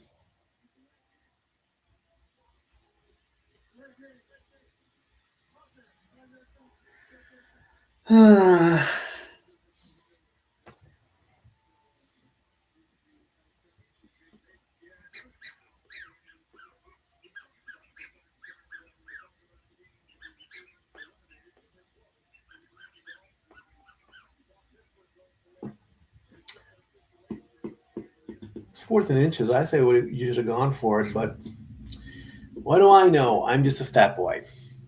Here comes the punt. And it's going to go to about the... Ooh, what a hit. Austin got the catch right at the 29, and as soon as the ball touched him, that was a tackle. He got nowhere. He got nowhere on that one. No score yet.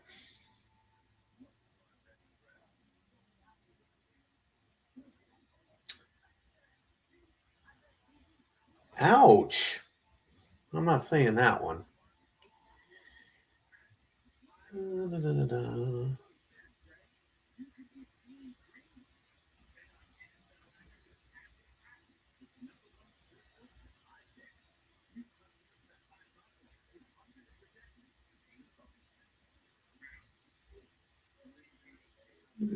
Looking for something. Go Steelers because I don't want the Dolphins in the playoff as long as they support Tyreek.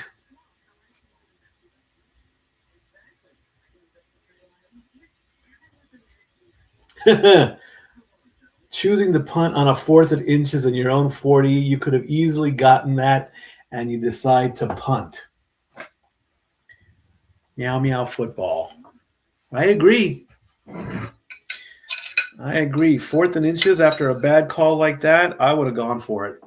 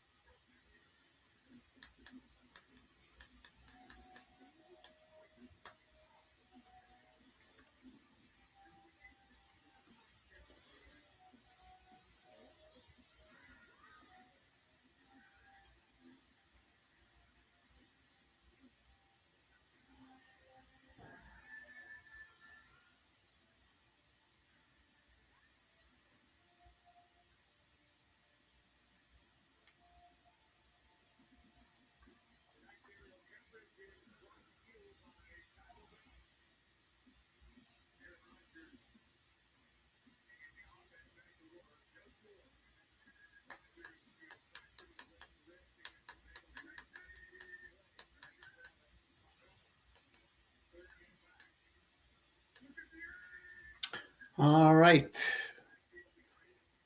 Get a run. We're going to get a first down and then some, and a flag on the play.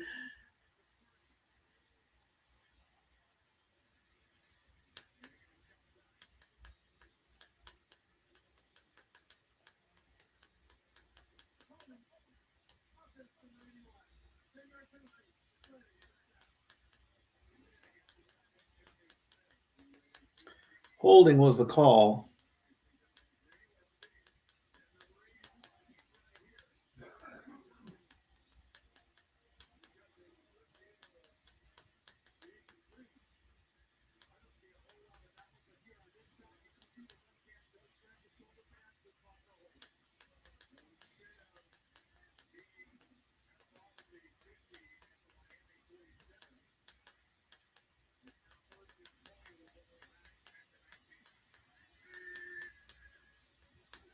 Next play, Rodgers throws complete, and it goes to Adam Thielen, the former Viking. He got 7.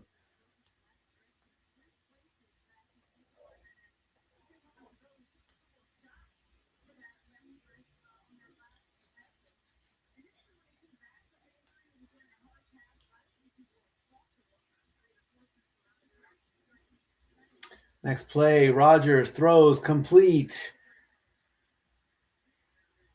And Washington is still fighting, but they push him back to get 10. That's going to make it 3rd and 3.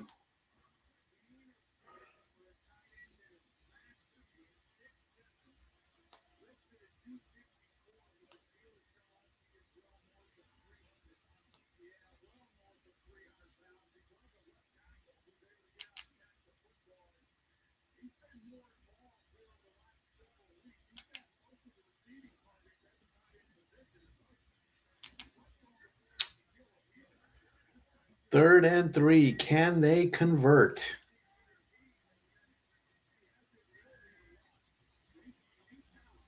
Rodgers looking, and that's a sack. Sack number 2.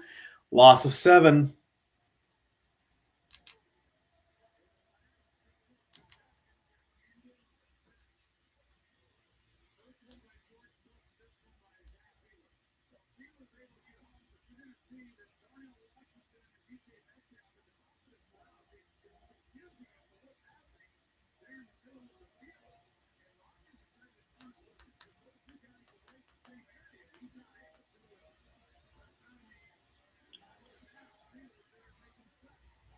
So the punt is away, and it's going to bounce at the 30 and get downed by Samuel.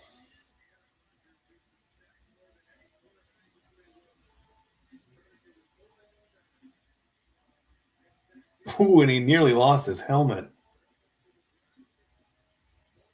And with 8:35 to go in the half, still no score.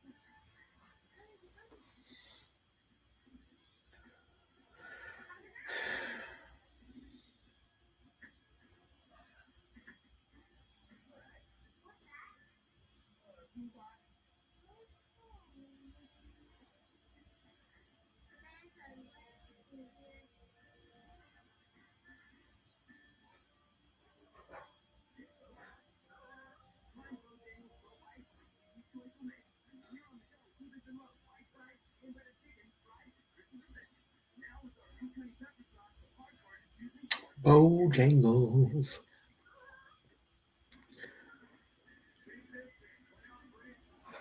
Steelers won 4 of the first 5. Dolphins lost 6 of the first 7. Then they swap it around, and the Dolphins win 5 of the last 6, and the Steelers lose it, and it's 7-6 and 6-7. And that's where we're at today.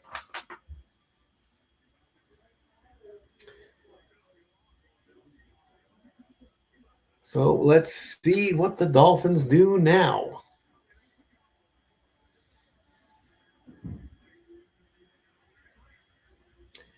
Handoff. 8 chain, 4 yards. 2nd and 6 coming.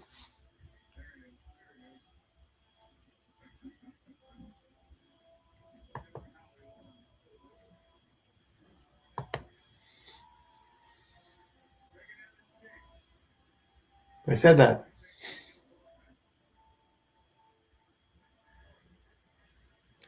First 3 drives for the Dolphins. 7 rushes, 36 yards. Now they're passing. 2nd and 6 coming up. Tua waiting for the snap. Gets it. Fakes the handoff twice. Rolling, looking, faking. Still has it. Throws it out of bounds. What the heck was that? There was nobody. What was that all about? Fakes the handoff, rolls left, fakes the pass, and just hits one of the other guys. And the terrible towels are waving.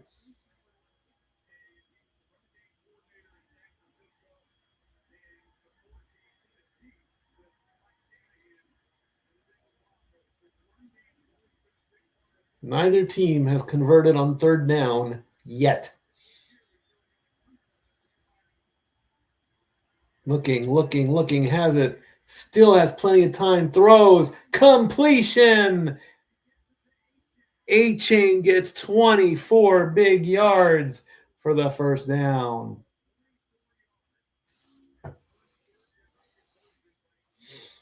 And finally, somebody converts on 3rd down.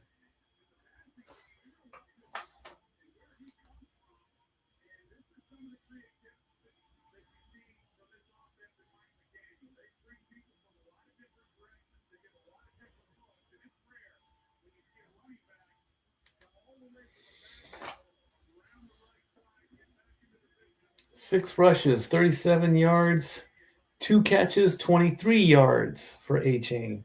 Handoff. Another 4 yards for Gordon.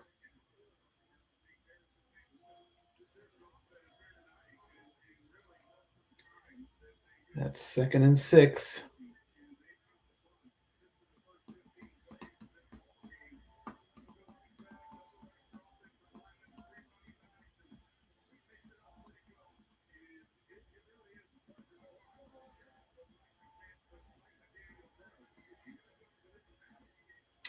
Second and 6. Gets the handoff. A-Chain gets closer. Gets 5. Needed 6.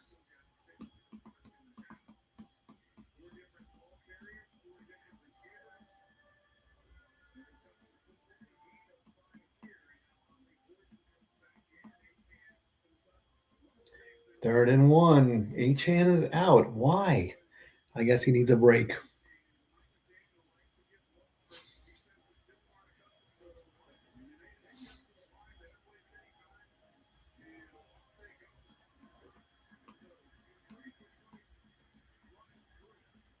Three on the play clock. Tried to get the handoff. Queen comes in, gets the tackle for a loss of 4. Gordon got tackled, and Gordon is down.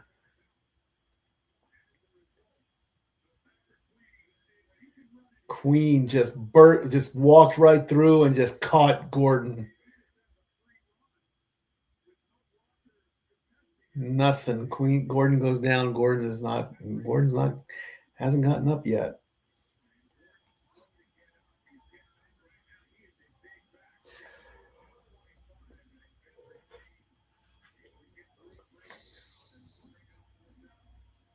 Ollie Gordon II, 6th round pick in the 2025 draft out of Oklahoma State, 6'2", 225.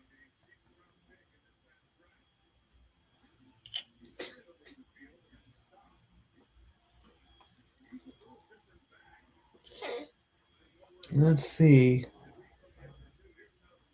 His arm took the brunt of it.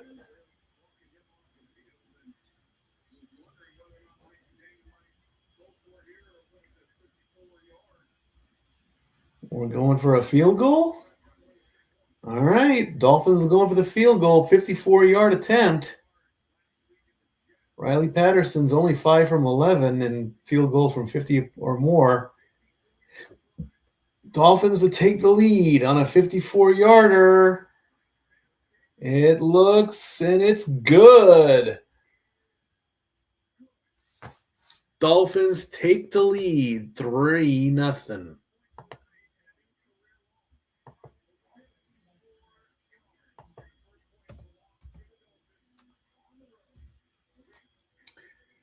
Five minutes and 11 seconds to go.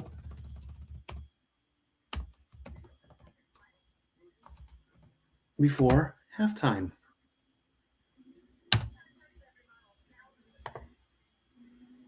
Whoops. No, we don't want that. We want that. Be right back.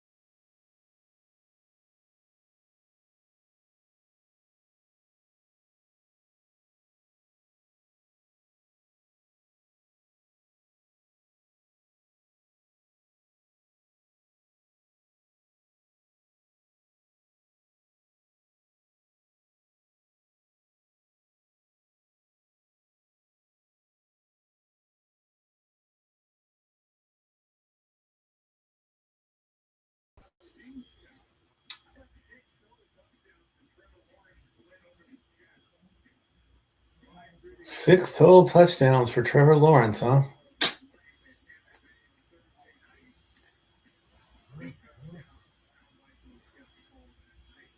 All right, Dolphins going to kick it off.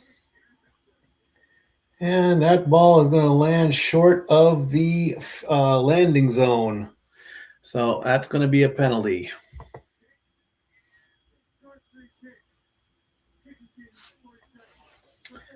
40, the ball goes to the 40, so that's going to give the Steelers some excellent field position. Could you imagine? Imagine, if you will. Imagine,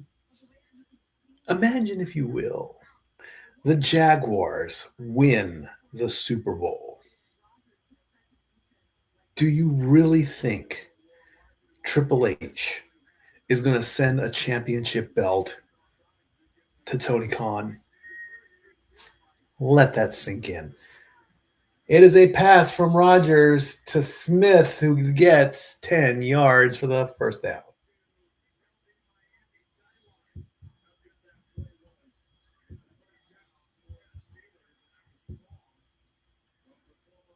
I mean, heck, we've had Bizarro Land all season.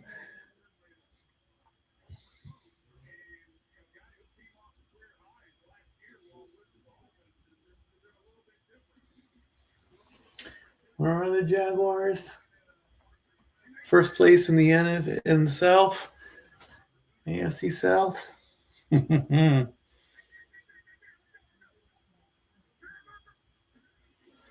Rodgers with the handoff, and Warren gets 3.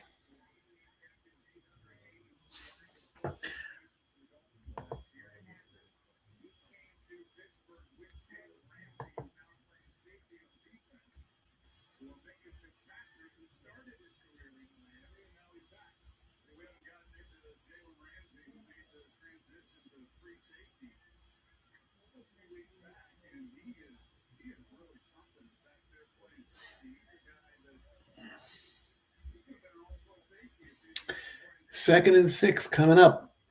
Hands it off. Fakes the handoff. That's a pass. That's a completion. That's a first down.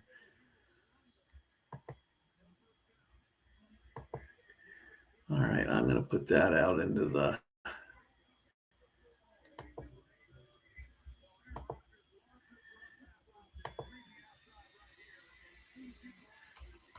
imagine, whoops, we don't need to do caps.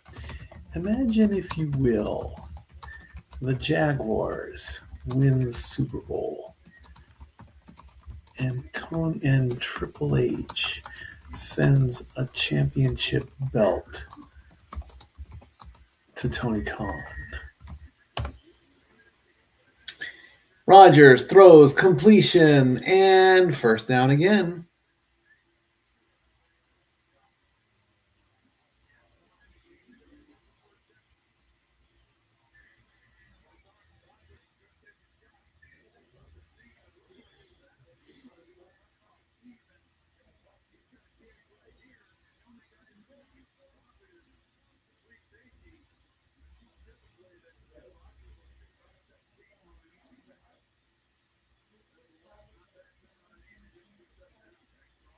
Aaron Rodgers, 11 of 12 for 90 yards. Pittsburgh calls timeout. Why?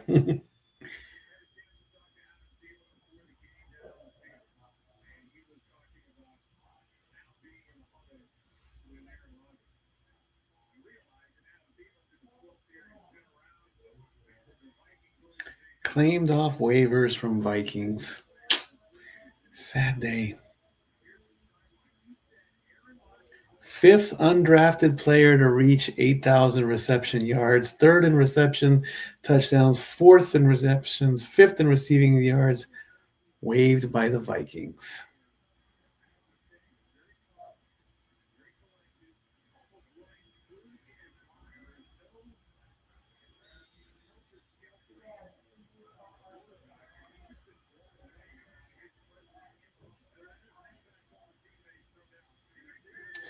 First and 10, 2:36 to go from the 24-yard line. Handoff.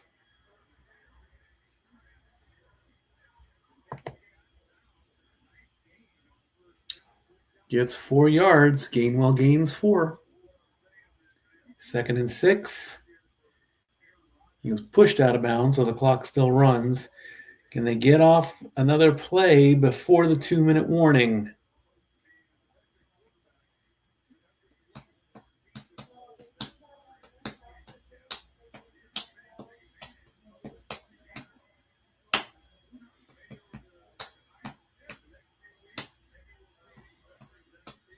Nope. 2-minute warning.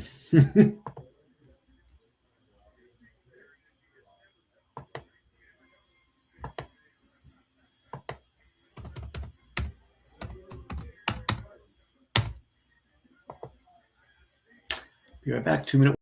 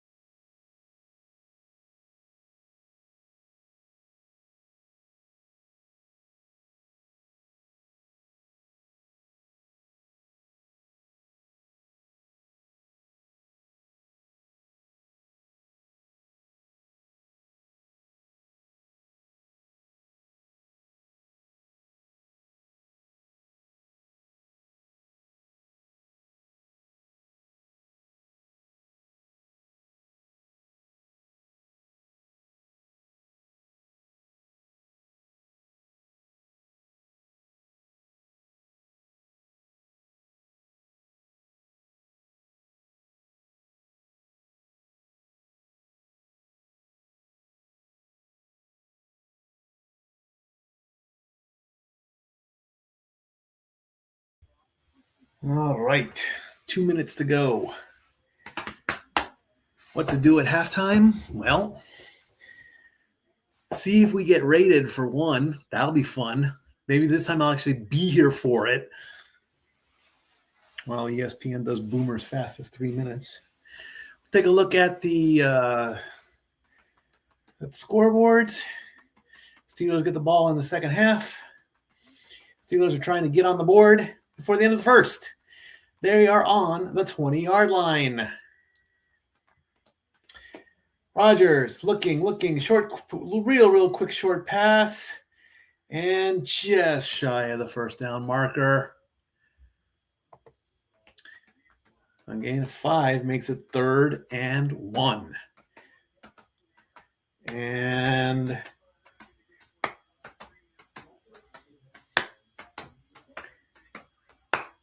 Dolphins call timeout. Interesting.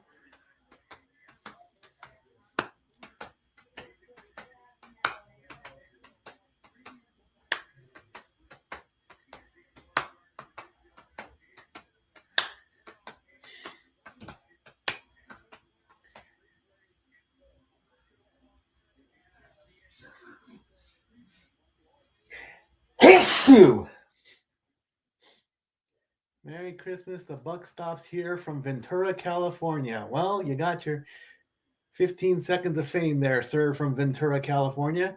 And there's Santa Claus. And right next to him is the Grinch. 3rd and 1. Dolphins looking to make a stop from the 15-yard line. The Steelers have not converted on 3rd down. They have converted on 4th down. Can they convert? And the answer is no, it doesn't look like it. Miami calls timeout as Warren gets right back to the line of scrimmage. What do? Do you go for it and potentially tie the game, or do you go for it and go for the touchdown, or do you just tie the game with the field goal? He just plows through everybody. He is definitely short. I don't even see where the ball is. Oh, there's the ball. Well, not his knee. 0 for 6 on 3rd down. I say kick it and go for the tie.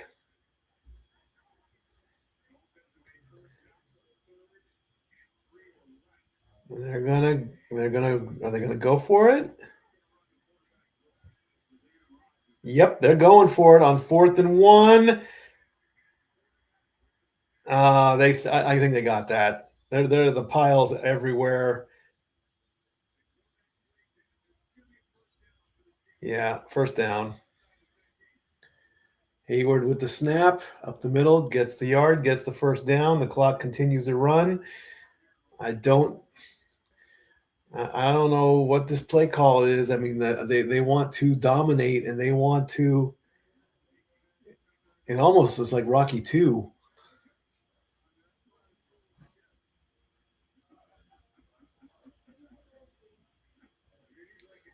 Miami is using their last timeout with 1:28 on the clock. I don't see. I would have saved it. 12 of 13 for 95 yards for Aaron Rodgers.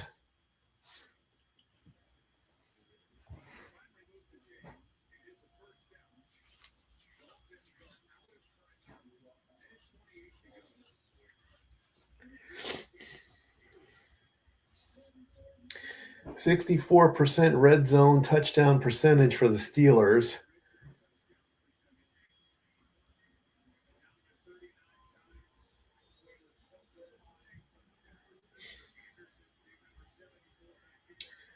First and 10 from the 14.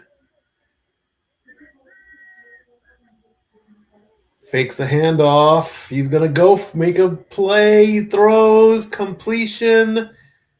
That will bring up 1st and goal.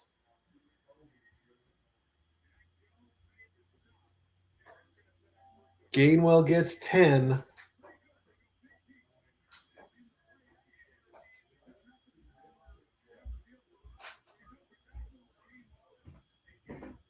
He gets the first down. He's just waiting and gets the first down. Yep. 1st and goal from the 4. High snap, quick little pitch. Can they get him? They got him. Oh, wow, come on. Do we have to have a flag on the play now?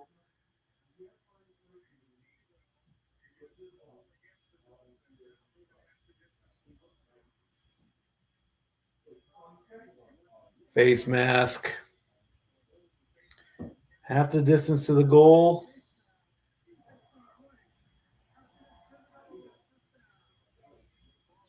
Well, a minute 15 to go.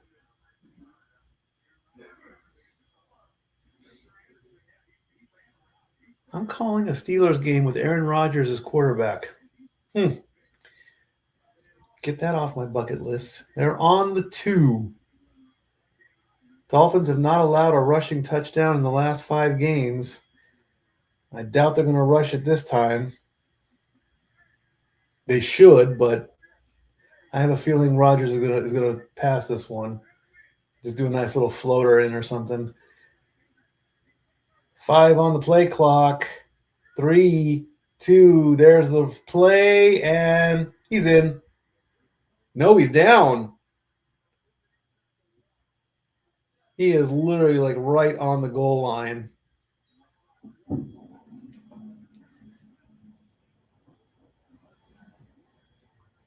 Yeah, he's landed right on the landed right on the 1-yard line. Steelers are going to have to call a timeout at some point. They've got 50 seconds left. They're all 2nd and goal coming up. There's the snap. Nope, that's a stop.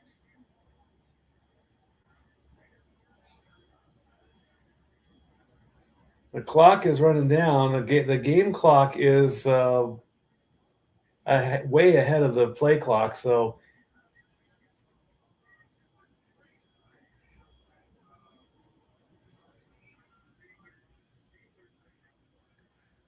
Warren got nothing there.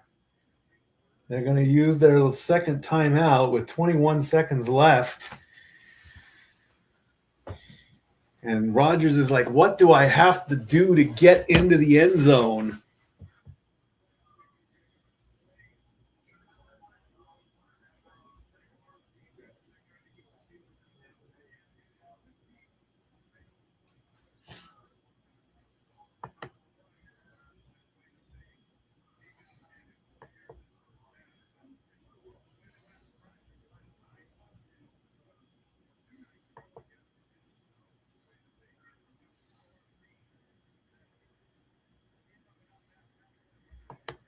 Right at the goal line. I think they're in now. They have to be in at this point. The Dolphins are saying no. Yeah, they're in. They're in. That's a touchdown. The Dolphins were saying no.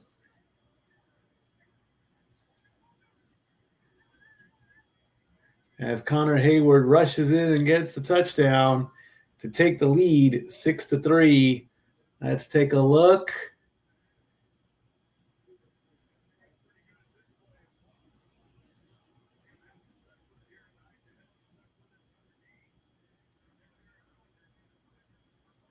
And Rodgers just flexes.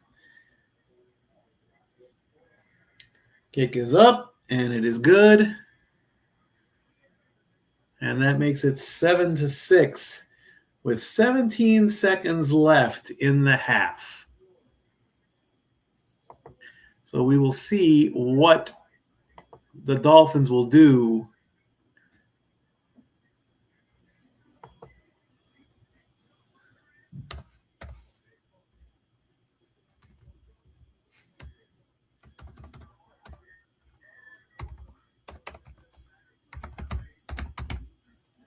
Change that. And we'll see what the Dolphins do with the one kick. And see if they can do like a Hail Mary or something, and then we'll go to halftime.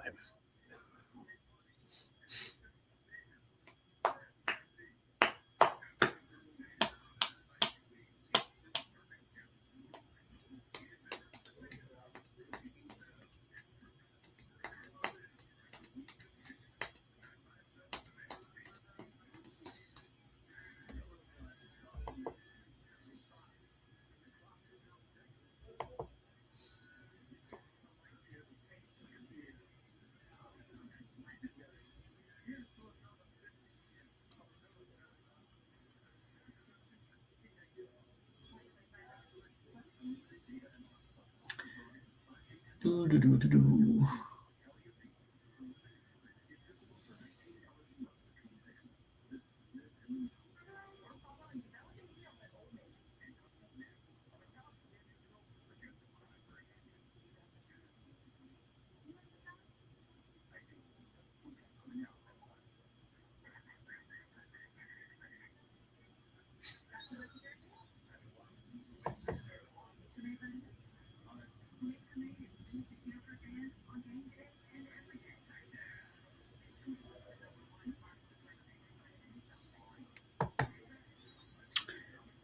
Next week, San Francisco versus Indianapolis, as both teams are trying to get into the playoffs. That could be a game and a season-ending game for the Colts.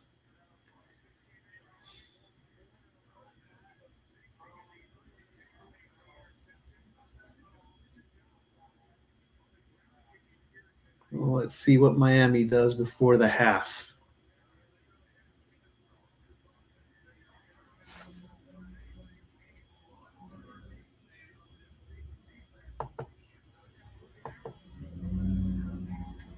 There's the kick. It's going to go into the end zone for a touchback.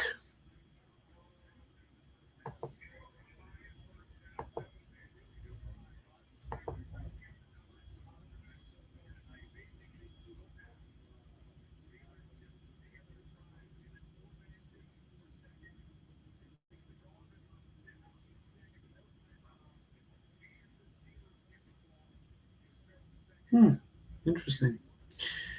All right. So with the ball on the 35-yard line and the Dolphins with no timeouts, what are they going to do?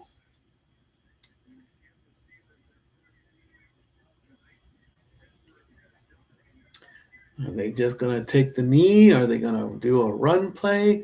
Are they going to air it out? Let's find out. With 17 seconds, it's going to be a run. Achane is going to get 7 yards, and that's going to cut it. I don't know what they were thinking on that one, but that's going to make it halftime.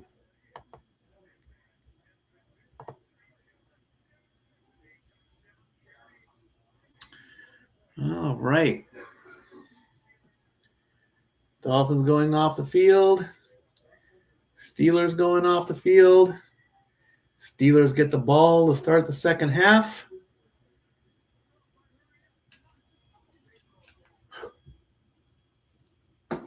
So let's take a look at the other things that are happening in the wide world of Schwartz. Pistons and Celtics. Pistons lead by 6, 103-97 with 4:37 to go in the fourth. Raptors are beating the Heat 83-79. About 10 minutes left to go in that game. Jazz are holding a 2-point lead over the Mavericks with just under 4 minutes to go in the first period. 29-27, first quarter, excuse me. Rockets and Nuggets are just getting ready to tip off, and the Grizzlies are playing the Clippers in an hour. Hockey. All about the hockey. All about the hockey. All about the hockey. Panthers and the Lightning in another battle of Florida. Panthers are winning 5-2. My Duckies are holding on. They've got a 2-1 lead over New York with only 21 seconds left. So that's going to be a finish pretty soon. The Jets and the Senators just got started in the third. Jets are up 2-1. Preds are beating the Blues halfway through the game, 3-1, and still no score between the Kings and the Stars. Can we please get a final for Anaheim? What's taking so long?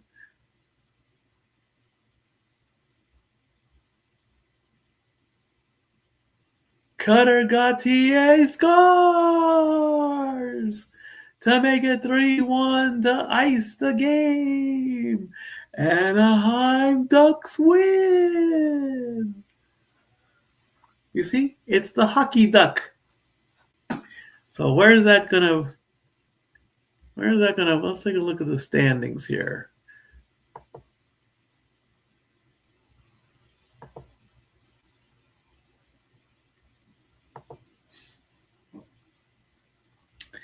Let's see. Well, that's going to probably put the Ducks in a tie with Vegas. So because the Golden Knights have played less games, they get the number one spot. Halftime is over in 10 minutes.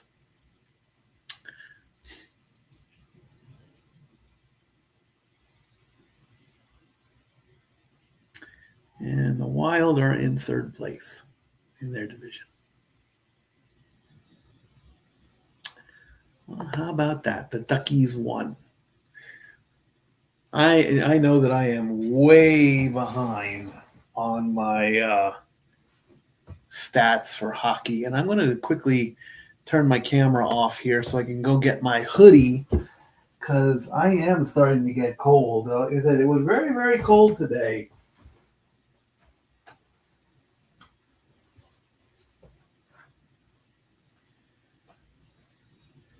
Because we had an Arctic blast that came across Ohio was cold, Tennessee was cold. Those Arctic blasts are nothing to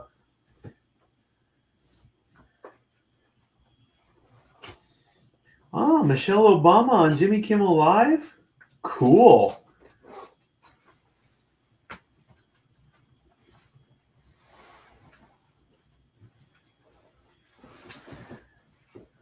As we take a look at the Vikings beating the Cowboys.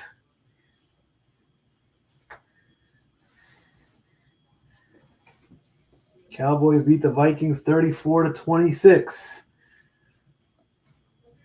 As Chris Berman is doing his fastest 3 minutes.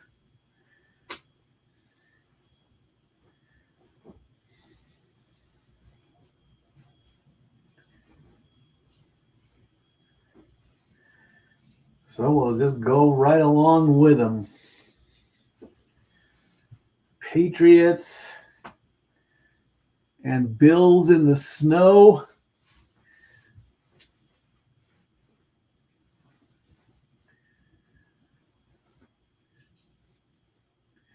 What a good matchup that was.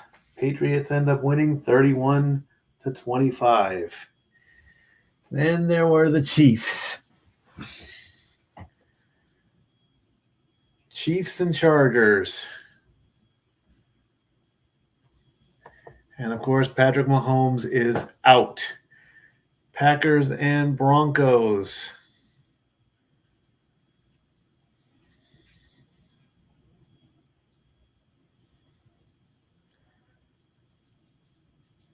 What a good matchup that was. Broncos win 34-26. They clinch their playoff spot. Lions and Rams. The Lions had won this one, they would have helped with the Vikings knockout, but Rams clinched their playoff spot. Oh, Governor Schwarzenegger has Rivers and the Colts. Seahawks win that one, though. Rivers won 18-27. 49ers, Titans. Titans did so well last week, but Brock Purdy wins that one. Bears and the Browns. This was the game that did it for the Vikings. I mean, the Browns, they did nothing. Literally. Well, they got a field goal, but 31-3 was the score on that one. That's the game that knocked out the Vikings. Eagles, Raiders. How was that? Jaguars and Jets.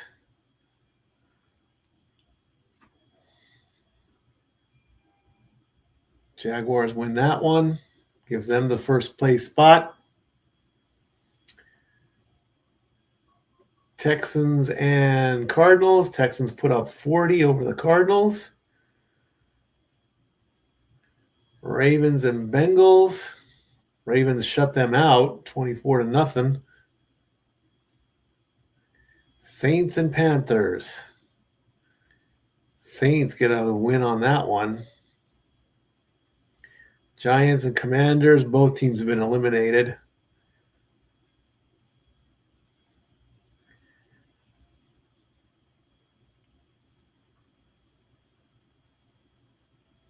And there you go. There's your fastest 3 minutes from Chris Bergman. All right. Halftime is nearly over.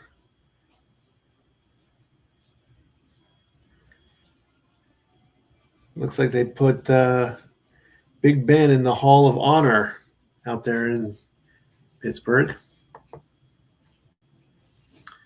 So let's bring up the halftime stats.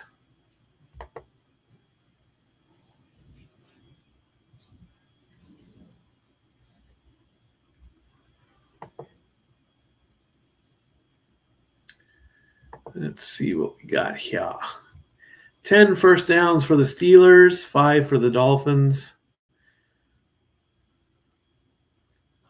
Tua Tagovailoa, 5 of 8 with an interception. Rodgers, 13 of 14 for 105 yards.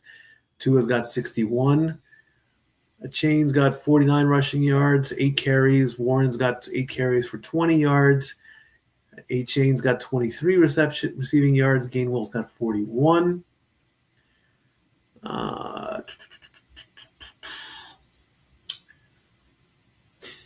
3 penalties for the Dolphins, 1 for the Steelers.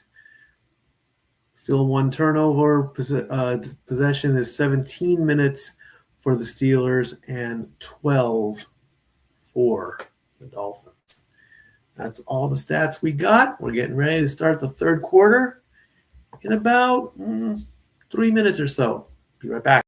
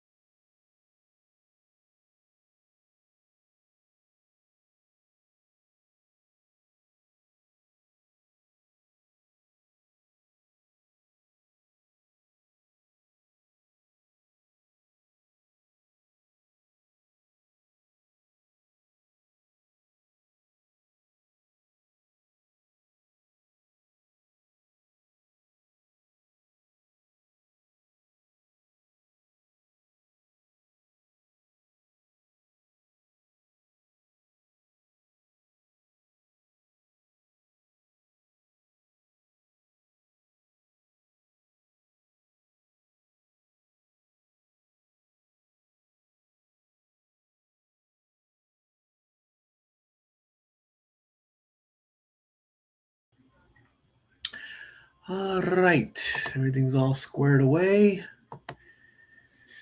Da-da-da-da.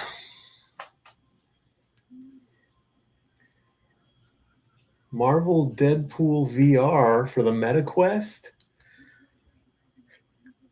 Yeah, I don't know about that.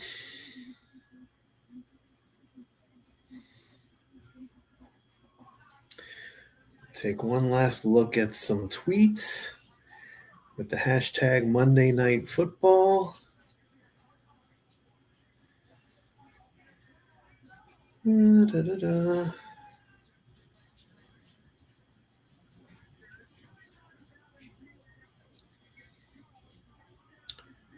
Do-do-do-do. Do-do-do-do-do.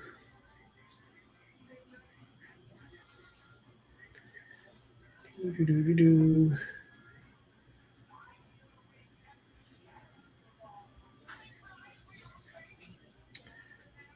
Do-do-do. Do the Pittsburgh Steelers have what it takes to win the AFC North? Well, if they keep things going and take the lead, yes.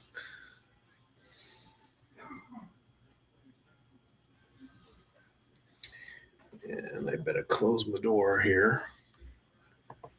Ow! As I kick my table.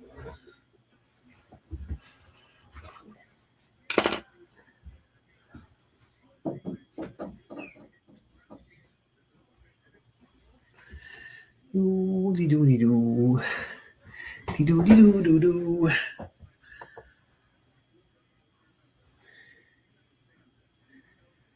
7-3 Dolphins trying to keep their playoff hopes alive.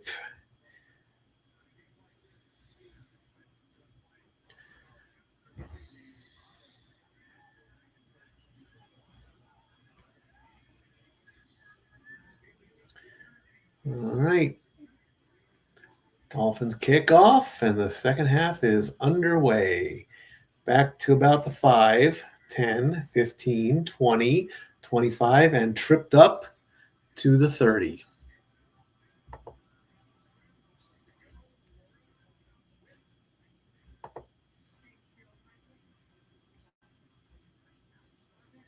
"24 yards. Second lowest this season for the Dolphins. Week 1, they got shut out in the first half. Man, those are some thick glasses for Mike McDaniel. Wow. Is that a fashion statement? I don't know what that is. I haven't seen glasses like that since I wore that style. All right. 1st and 10, first drive of the second half. What are the Steelers going to do? They're waiting. Gets the handoff and a few. Oh, still going. Still going, but gets about 5, gets 6. Warren gets 6.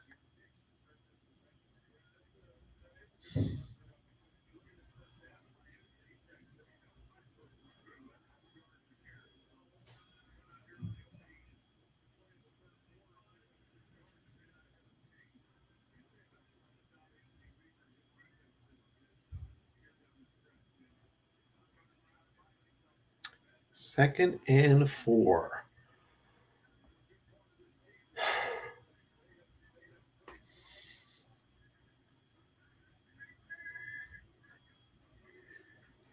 It's a handoff and it's going to be a little bit short, I think.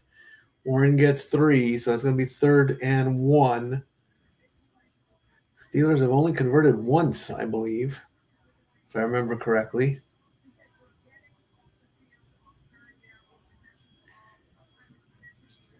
Yep, they got it. Warren gets 2, only needed 1, first down.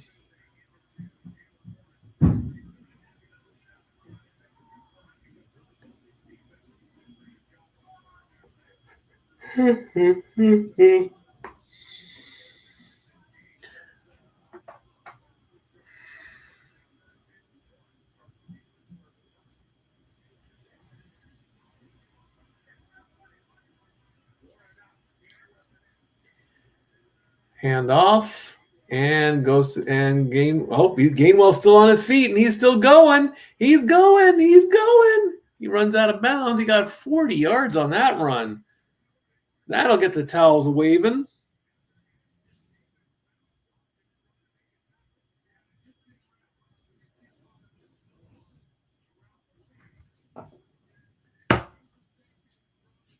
I'm going to call it 38. They're going to take him back 2 yards. Gainwell goes to his right, bounces off one tackle, and just takes off.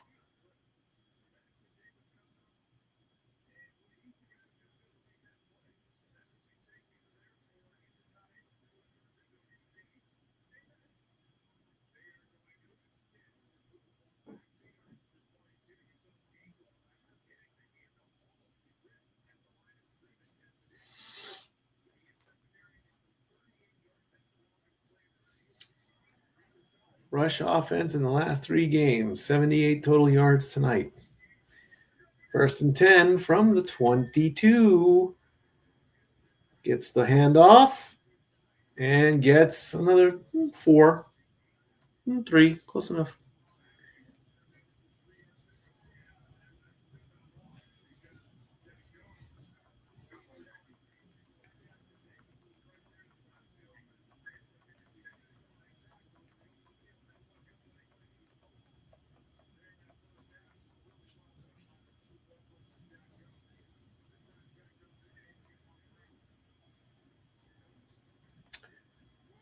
$52 rushing yards this drive alone.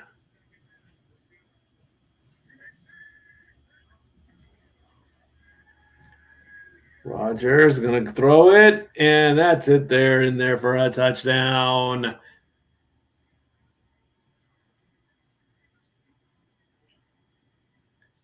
As Marquez Valdez-Scantling gets a 19-yard reception, and that puts the Steelers up 13-3.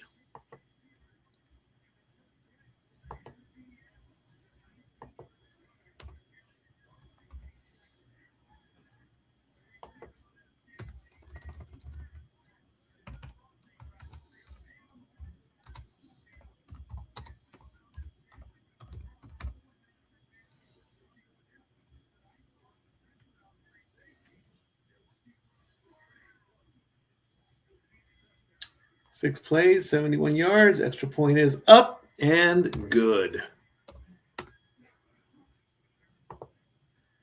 Steelers up 14-3. 11:20 to go. Dolphins can still turn this around. Be right back.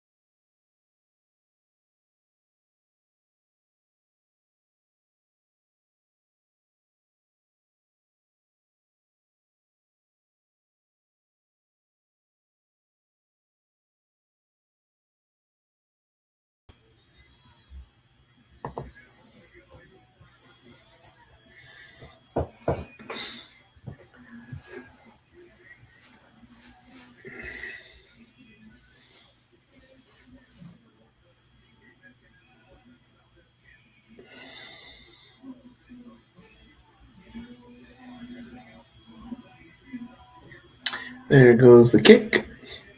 And that's going to fall short. So that's going to be a penalty. So the Dolphins get some good field position.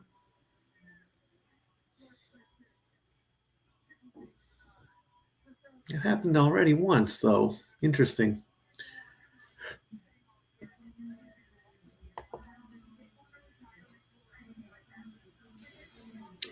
(14 of 15, 124 for Aaron Rodgers. Ranked 5th overall in completions, 5th in passing yards, and 4th in passing touchdowns.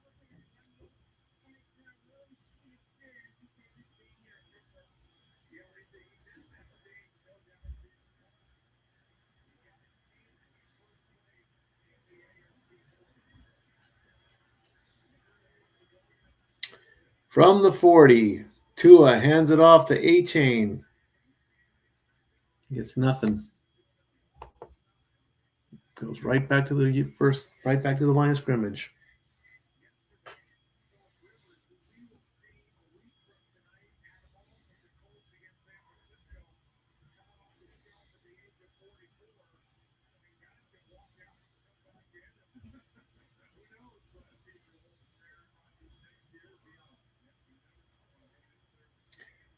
Dolphins season 27 points in the third quarter. Ties with the Raiders. Tua looking, gets a short pass, completion, only gets a few yards. 4 yards to Ingold.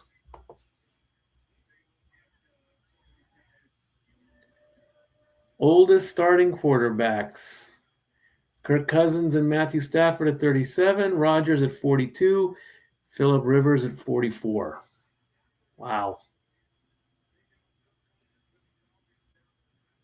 And me, the Statboy, at 48. 10 minutes to go. Dolphins 1 of 4 on third down. Tua is rolling, and that's a sack. They got him. No. Ramsey with a sack, loss of 14.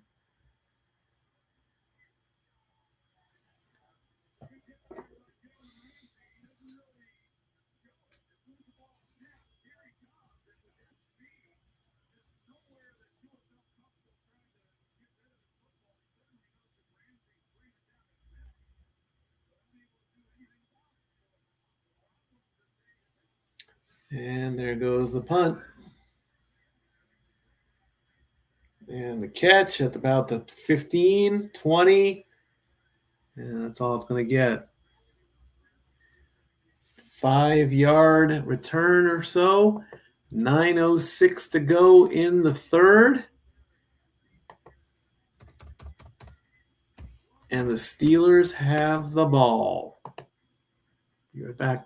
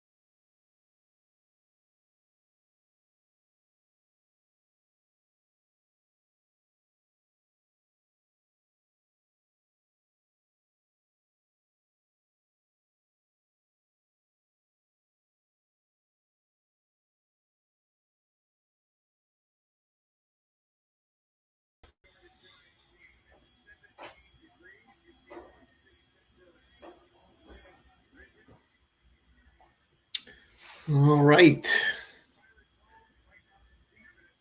In Tomlin, we trust. 9:06 to go in the third quarter. The last time the Steelers lost on Monday Night Football was all the way back in 1991. DK Metcalf with a completion.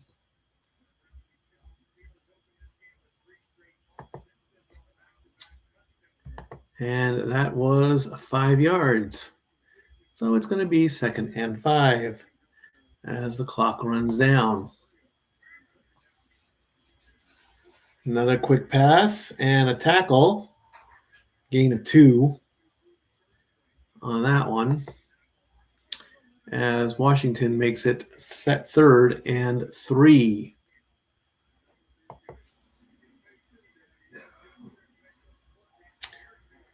A quick snap. Rodgers goes for it and gets nothing. Valdez-Scantling with the intended target.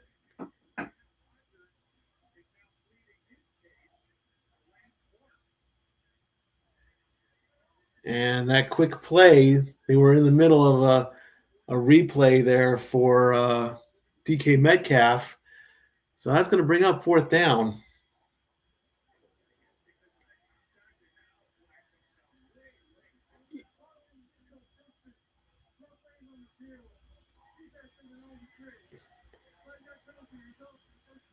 So now they call too many men on the field?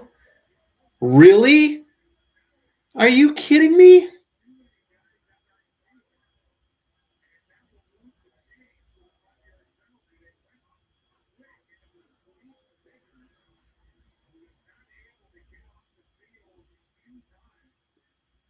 He wasn't even part of the play.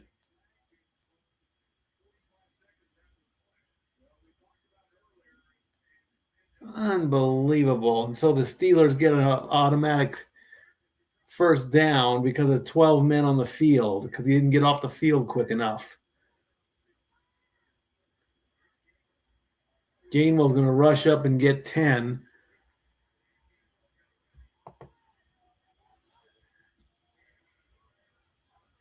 To go from 3rd and 3 and to get a penalty and get a – come on.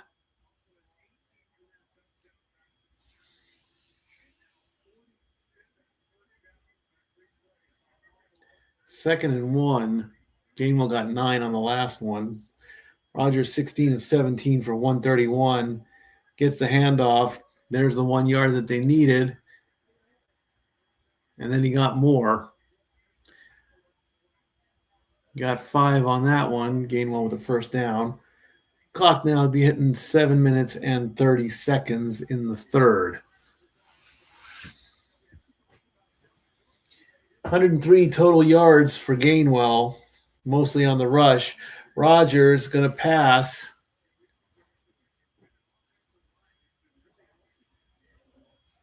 Going to get 5 on that play.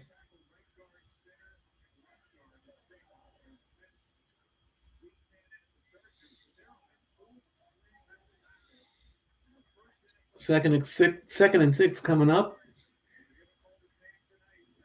100 yards in the 3rd quarter just alone for the Steelers. Waiting and waiting and waiting and getting the clock down lower and lower and lower. Rodgers throws, and is it a pick? Oh, come on, ref. Give it to him.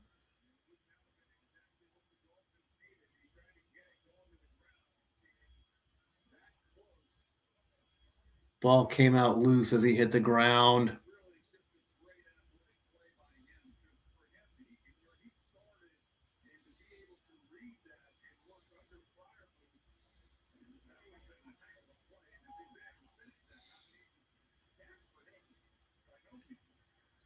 Steelers are 0-6 when they started the game. They've converted twice.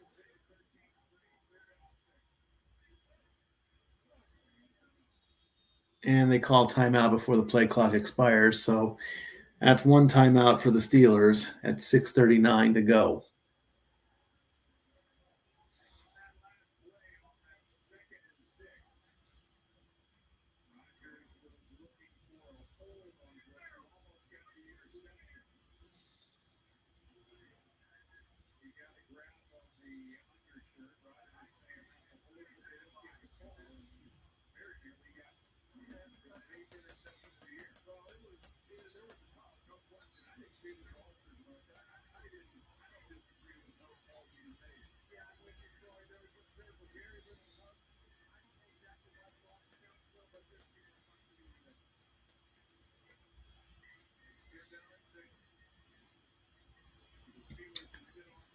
Steelers will probably get to 8-6.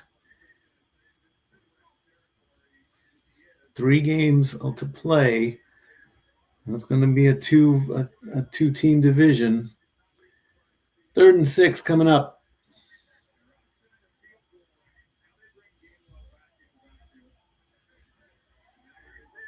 Waiting to get the play. Gets it.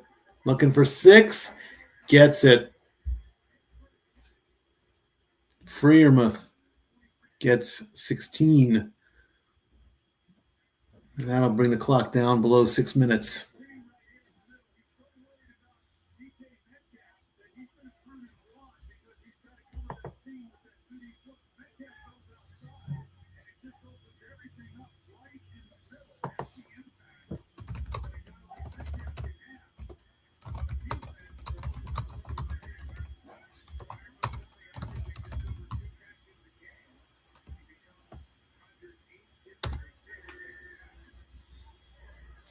Hand off to Gainwell, and he's going to get tackled behind the line of scrimmage.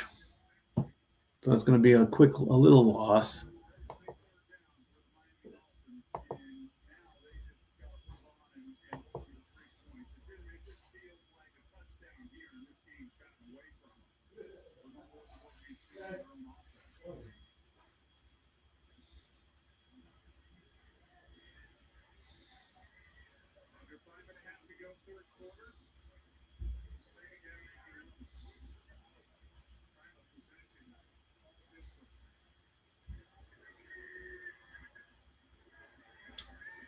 Rodgers, he throws that one away.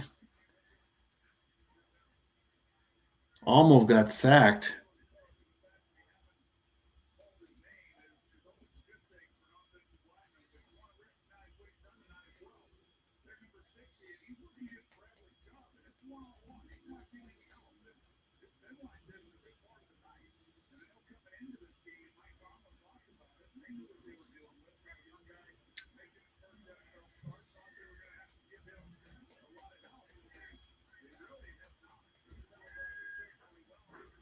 Third and 11.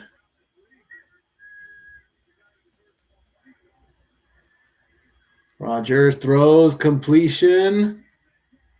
Metcalf is going to fight his way and get pushed into the end zone. And that's going to make it 20-3. Metcalf is now hyping up the crowd. 28-yard reception.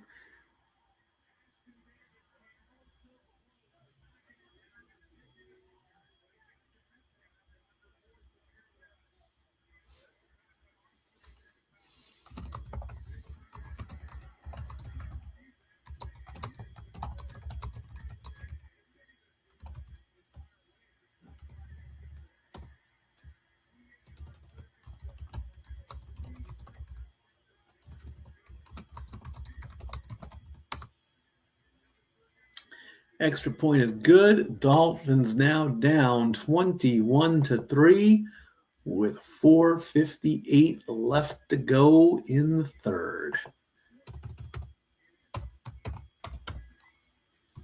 Looks like the Steelers are going to run away with this one unless the Dolphins can seriously turn it around. Be right back.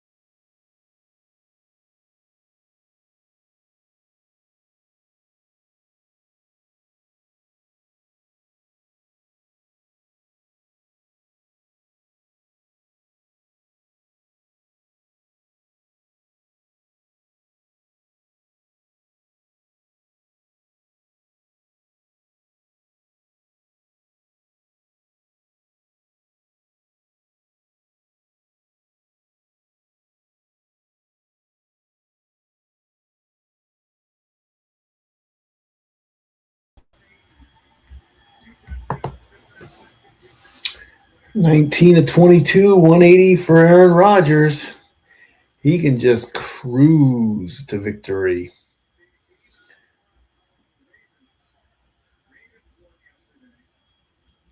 Three-possession game now for the Dolphins.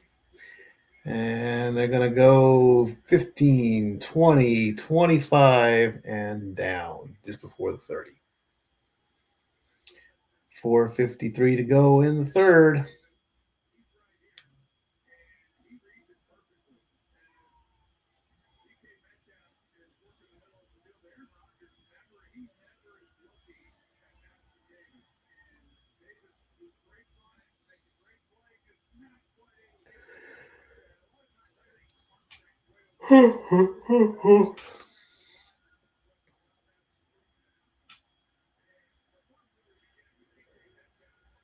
DK Metcalf, 3 receptions, 55 yards. Quick throw from Tua over to A-Chain, but he gets tackled behind the line of scrimmage.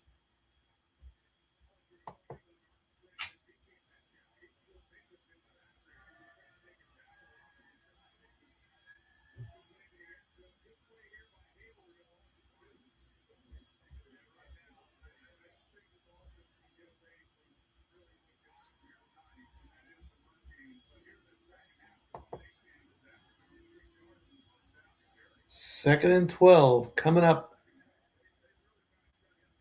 And the clock will get just above 4 minutes. Tua gets the snap, throws, and nearly picked off, but incomplete. Waddle was the intended target. Highsmith got a hand on it. It's going to make it 3rd and 12.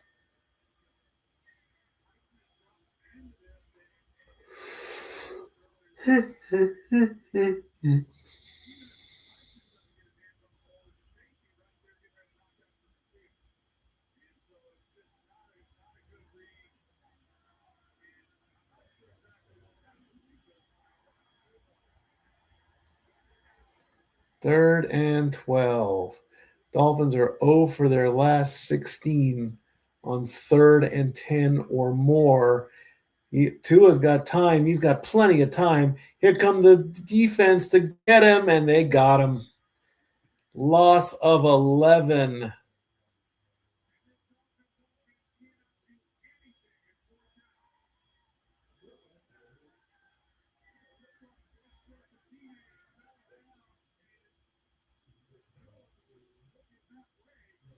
Tua was looking for anybody, and then he just waited way too long, and he didn't even see him.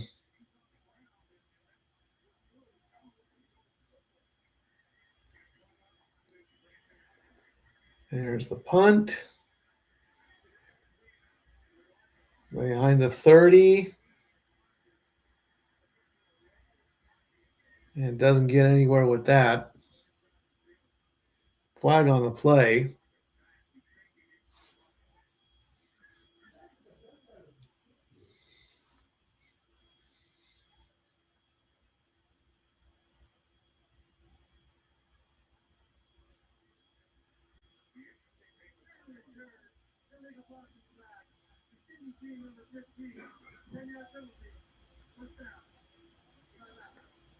Was that who I thought it was?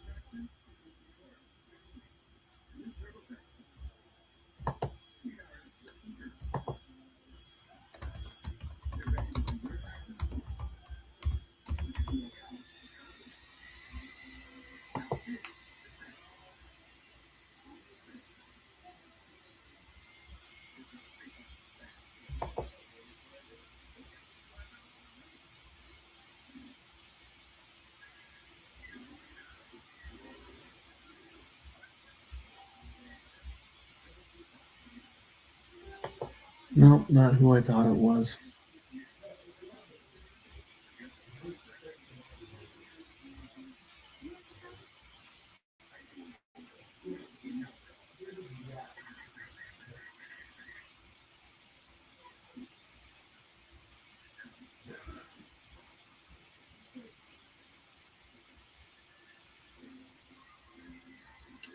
Not what I thought it was. Oh well.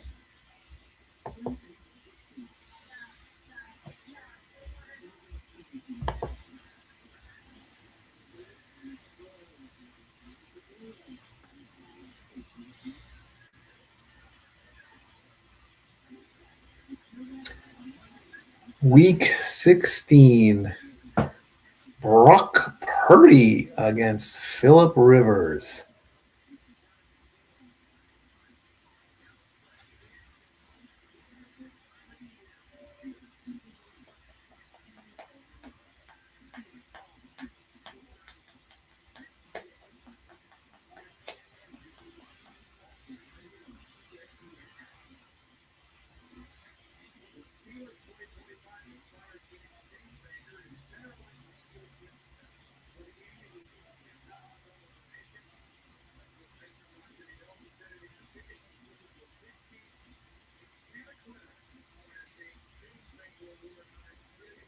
Oh, that's nice.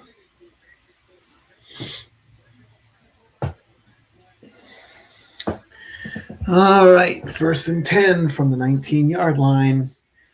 Rodgers fakes the handoff, and Washington drops the ball, literally incomplete.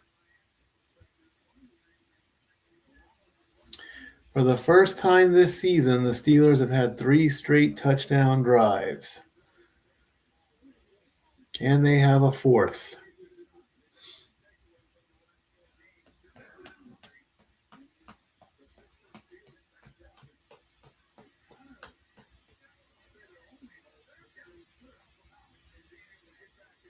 Second and 10.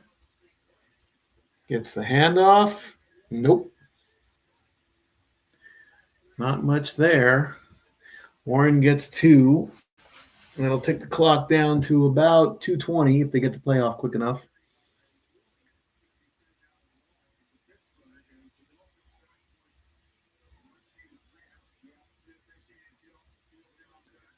"166 career games with 2 or more passing touchdowns.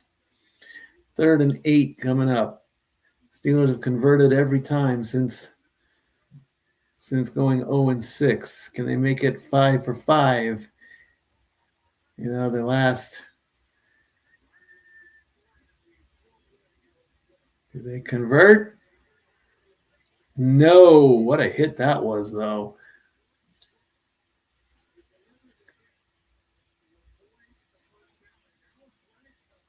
Oh, come on.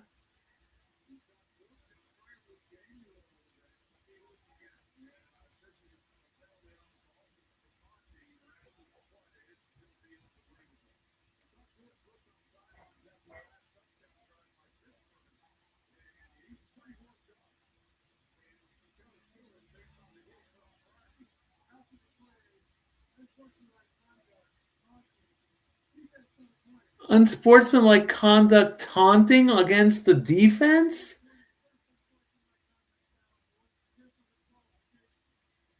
What the hell? There's the hit. Where's the taunt? They both get up. That's a taunt. He's just standing up over him.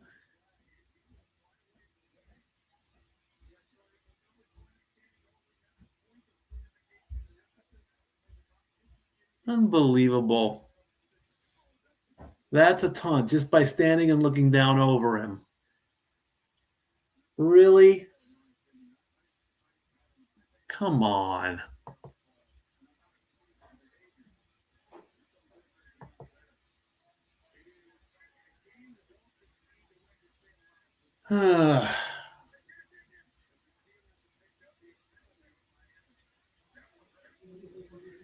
Less than 2 minutes to go in the 3rd. There's a run. And Gainwell gets 9. Let's see what social media has to say about that, if anything.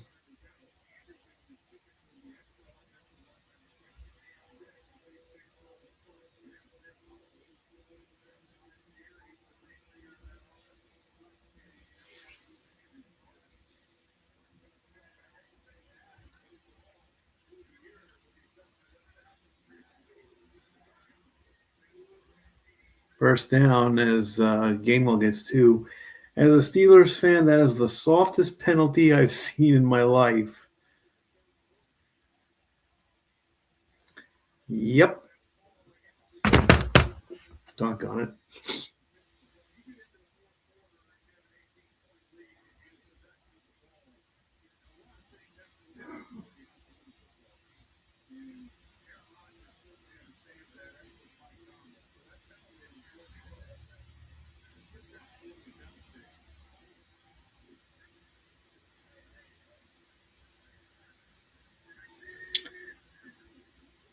One final play to end the third. A flag comes out. Rodgers is going to scramble. But I have a feeling that they're going to – it's probably going to be against the Dolphins. I wouldn't be surprised.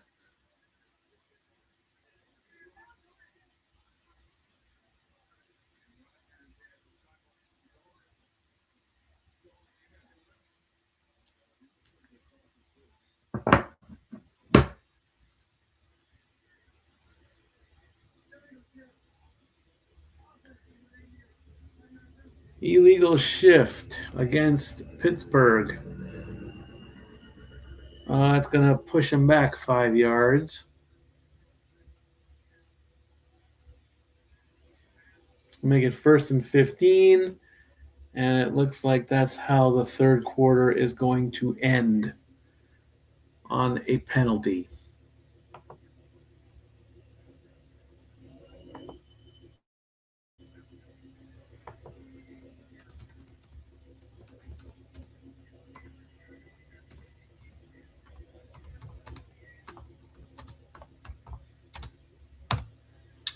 The fourth quarter when we come back.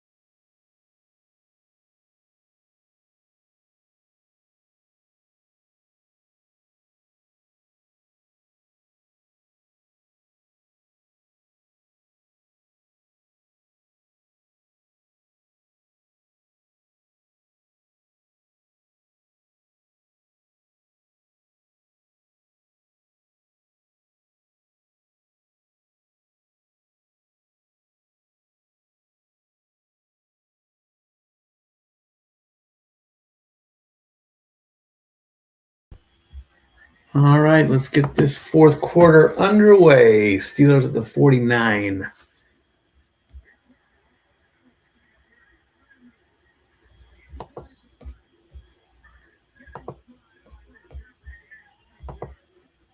22 yards from Friarmouth.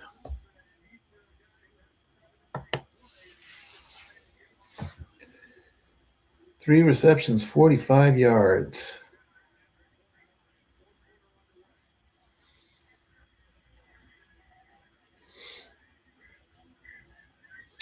Rodgers is 21-25. That's a handoff.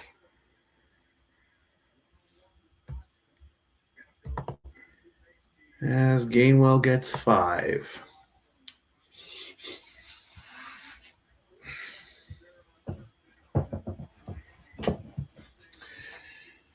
All I want for Christmas is a brand new chair. All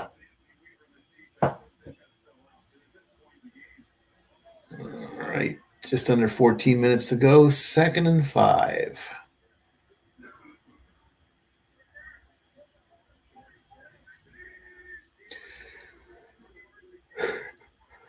Completion, first down. Out of bounds at the 14. 10 yards.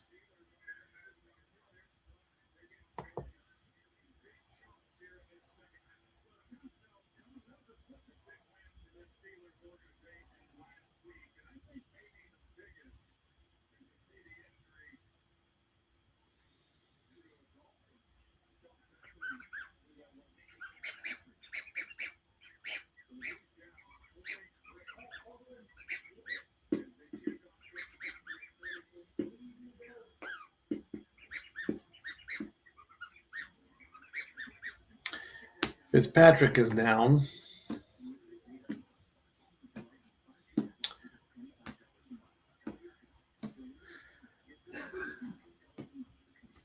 I'm almost tempted to go to bed.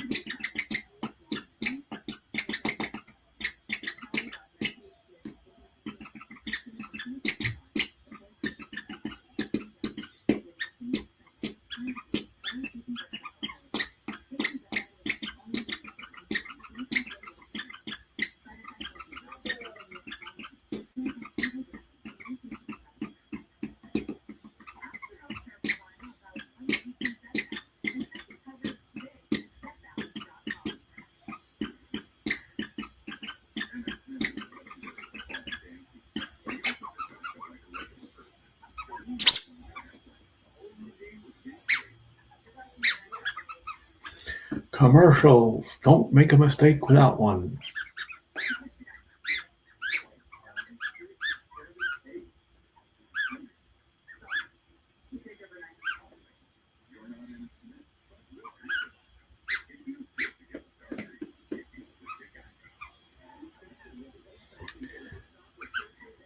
Rams and Seahawks on Thursday.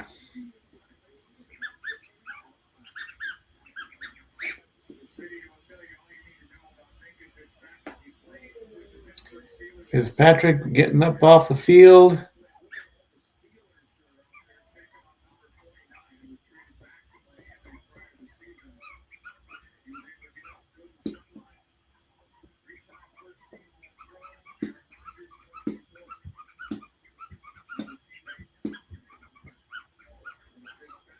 Ball on the 14-yard line. 1st and 10. Steelers with the ball. Clock at 13:15 to go. Play number 9 for the Steelers. Rodgers is going to pitch. And he just waltzes right in. Smith with the touchdown. And that's going to make it 27-3. It's Jonnu Smith. You might as well put the coat on now there, Aaron. 27-3 will do it. It's all over, but my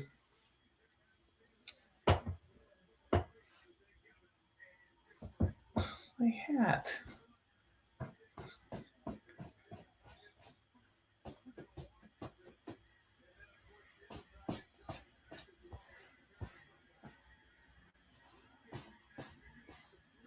Extra point is good.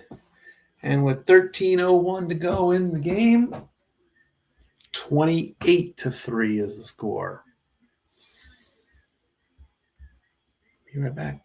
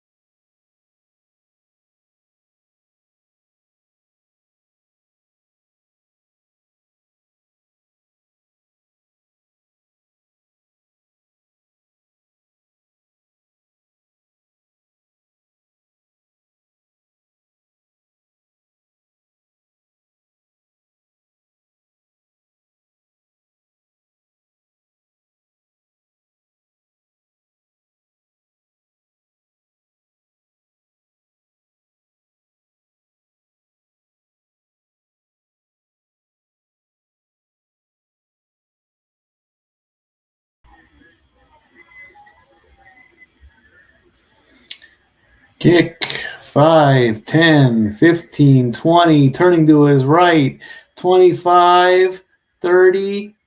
Nice return there.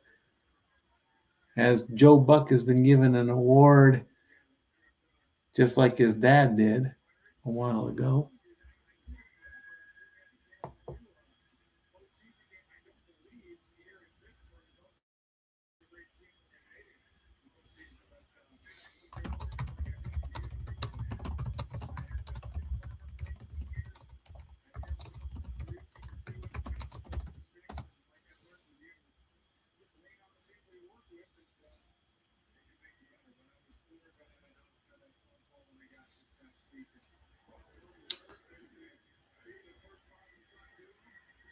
Tua with a completion and a first down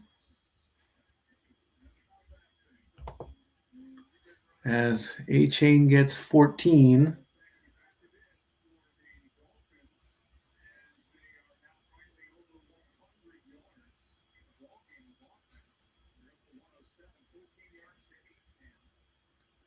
First down since 6:58 left in the second quarter. Yeah.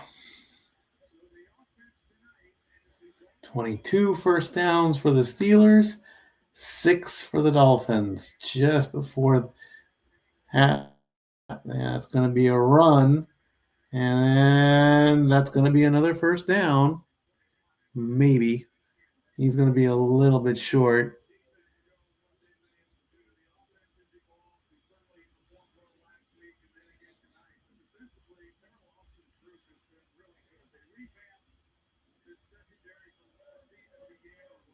Clock winding down. 11:45 to go. 2nd and 1 coming up.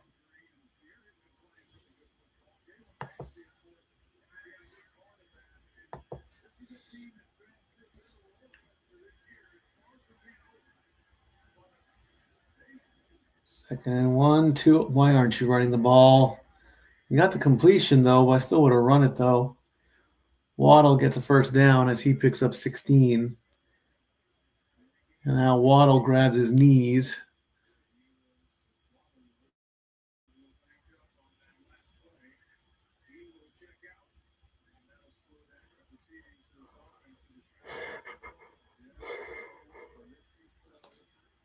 As the clock hits 11 minutes.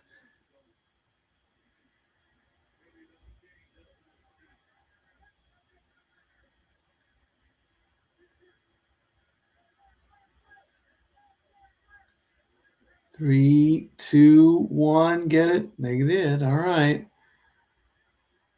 That's a catch. That's a completion. That's going to be 1st and goal for the Dolphins. As Waller gets 20, it's going to put them to the 6.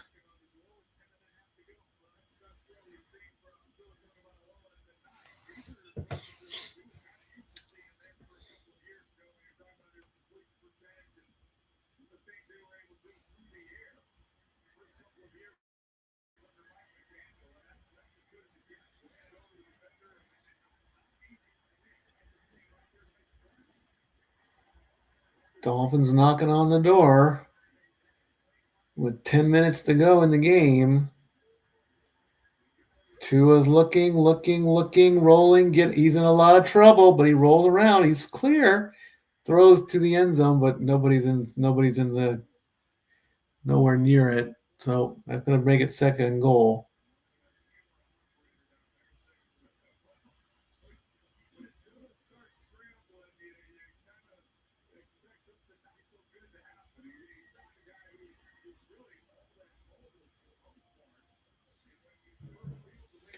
Nine of 14, 115 yards for Tua.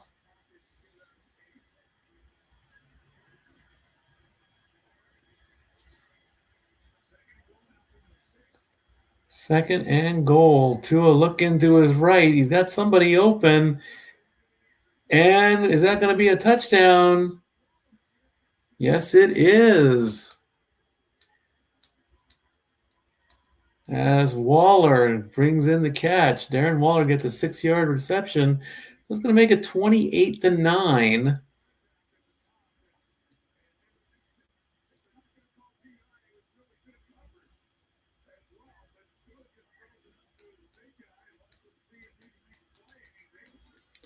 And are they going to go for 2?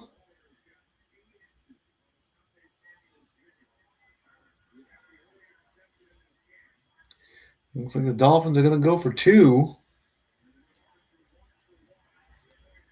They have done it only once this season, and they got it.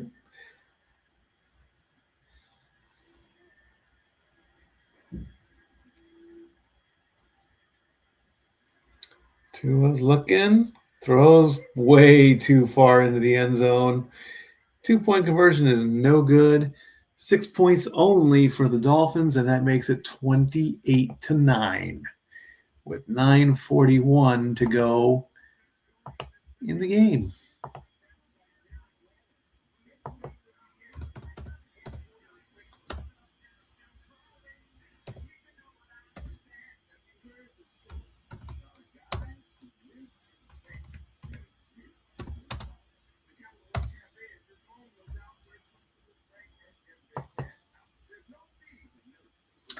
Be right back. We're getting closer and closer to the end.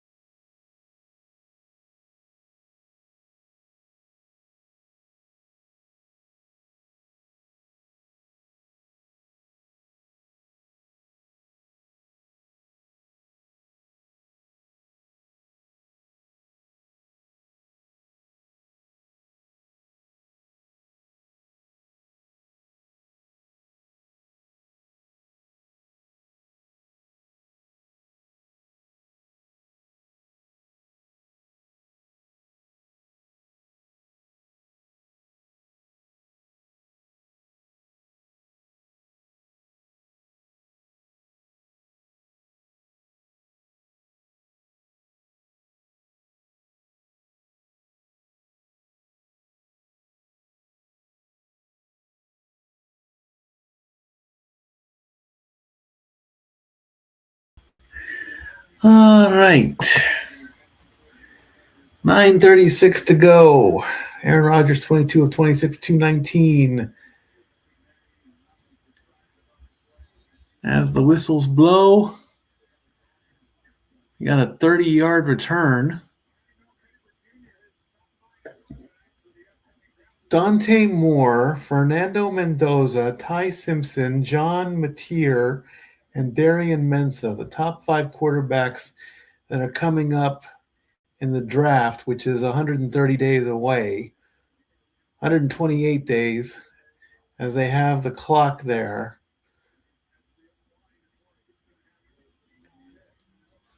And the clock is now below 9 minutes, 2nd and 9 to go. It's a pitch. And Johnson gets 3.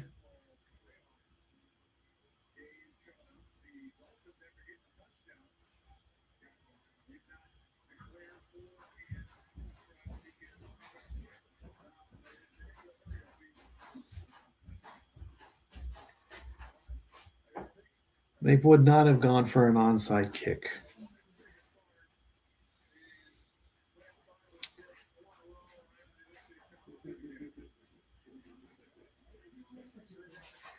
From the 40, 3rd and 6, 5 seconds on the play clock. And now he calls a timeout. Why? Because there's 8 minutes and 6 seconds left. What is this? Oh, am I getting Scooby snacks? All right. Well, not the whole bag. Don't give me the whole bag. They belong to you. It's not a whole bag. I'll take a couple. Not a whole bag. Well, I'm good with what I have. So just either put them back or give them to Scooby. See? Scooby snacks.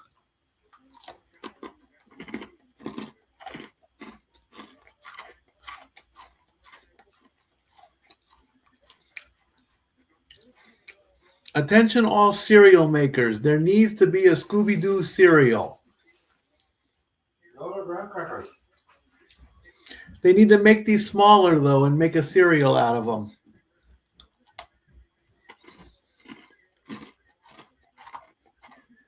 And no marshmallows.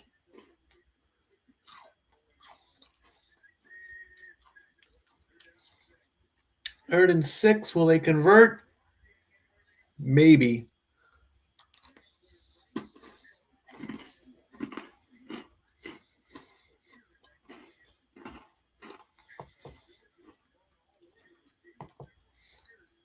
And give them the first down.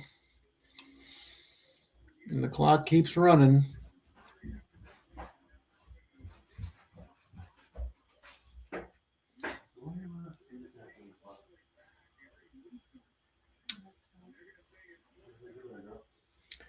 Now they can't make up their mind where he was.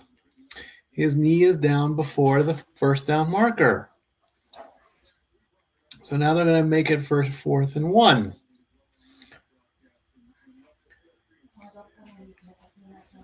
So how about you just punt the ball and be over it already?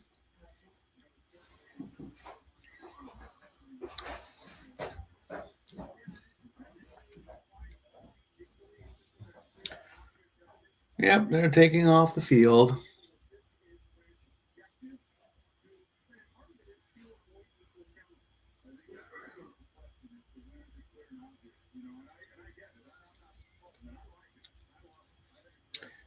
"17 punts inside the 20, 3 of them for touchback." That one was kind of low. And it's going to go to about the 7, and he almost gets pushed back into the end zone. He gets to the 15 at least. So the Dolphins got 7 minutes and 23 seconds to put another touchdown on the board at least. Second half offense for the Steelers.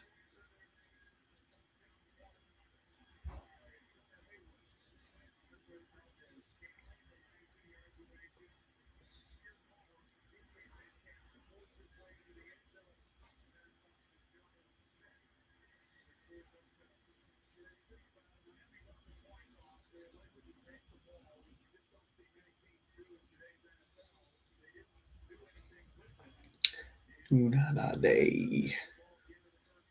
Do-da-da-day. Dee-da-day-do. What about the 14-yard line? Tua's going to throw it, get the completion. And that's right. Are they going to give him the first down?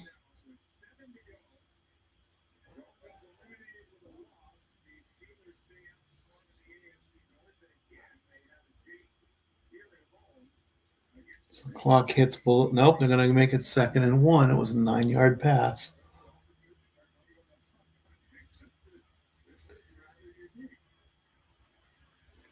Yes, we know that the Dolphins will be eliminated as the clock runs down. 1 yard for a completion, for a conversion. Tua is looking. Got the completion, got the first down. Come on, Hill. Come on, Hill. Get out of his face. It's not worth it.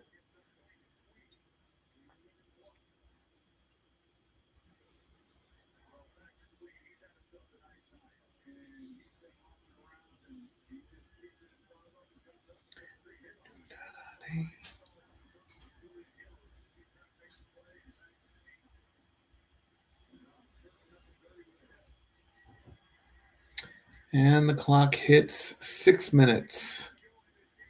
Tua in trouble, and that's a sack. Hayward gets him for loss of 7.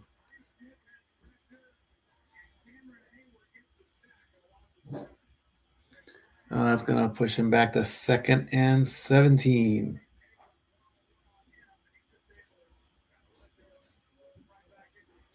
As the clock runs down.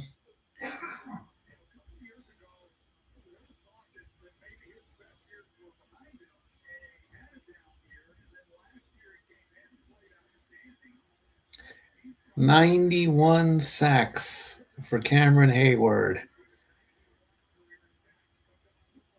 Tua gets it back, though. He gets back the yardage and then some from picks up 29 on that one is Dulcich. 5 minutes to go. Well, they got some yardage on that one.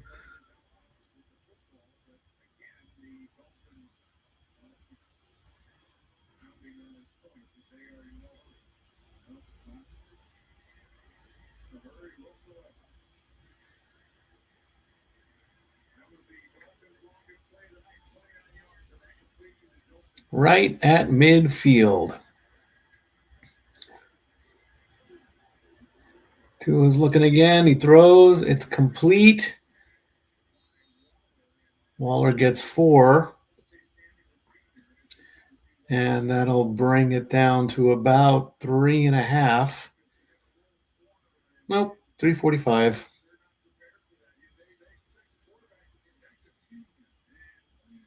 And there's Terry Bradshaw's name.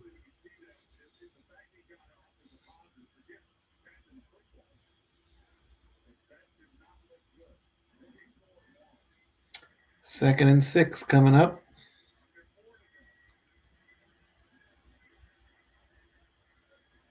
As the clock winds down, catch, completion, first down. As Waller gets another 9.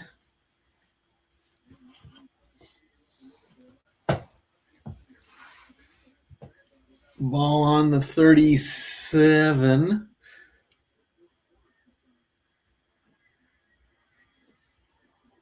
Tua throws, completes. Achane runs out of bounds, gets 6. That will stop the clock at 3:19.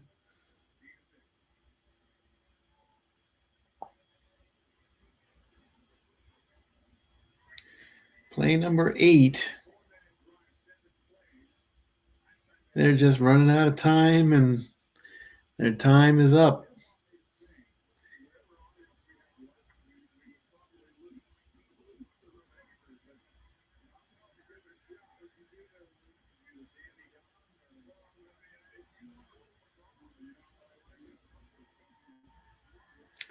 Tua avoids the sack, gets a completion.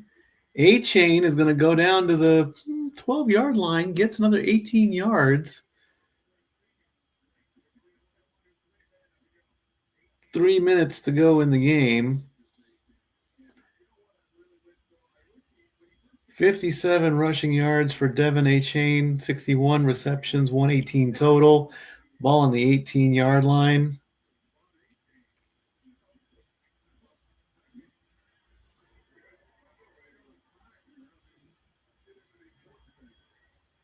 And it looks like what are we getting, a timeout?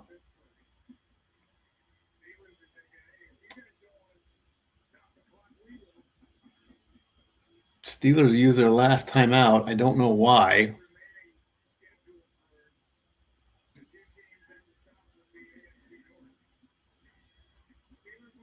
So the Steelers are going to play the Lions, the Browns, and the Ravens.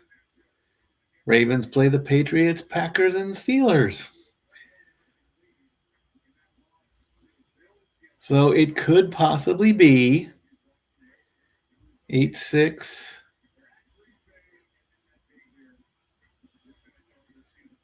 It could come down to week 18 between these two. You never know.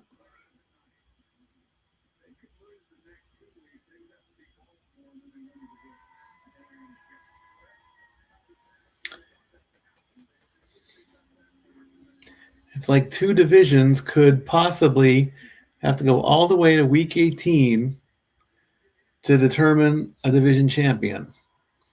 Tua is going to scramble a bit, throw to the end zone, and a completion and a touchdown. Dolphins get one with 2:32 to go. That's going to make it 28-15.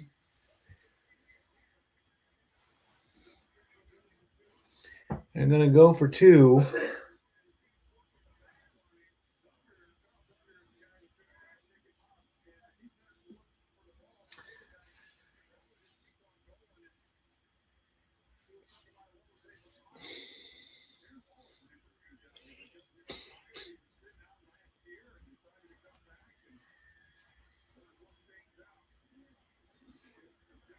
Nine plays, 86 yards. Let's see if they get the 2-point conversion. He's got someone over. Do something, Tua. Come on. Nope. That makes it 28-15. Well, why not do the onside kick?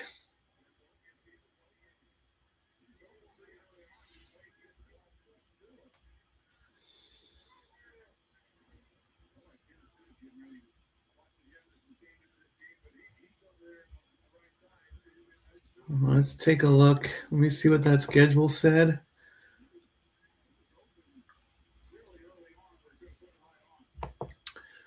Week 16.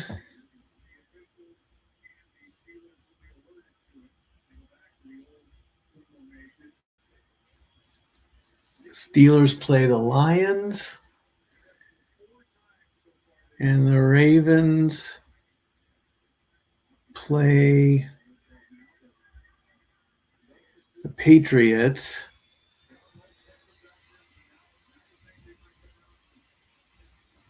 So if the Lions beat the Steelers and the Ravens beat, that would put them both at 8-7. And then they have to do another split in week 17.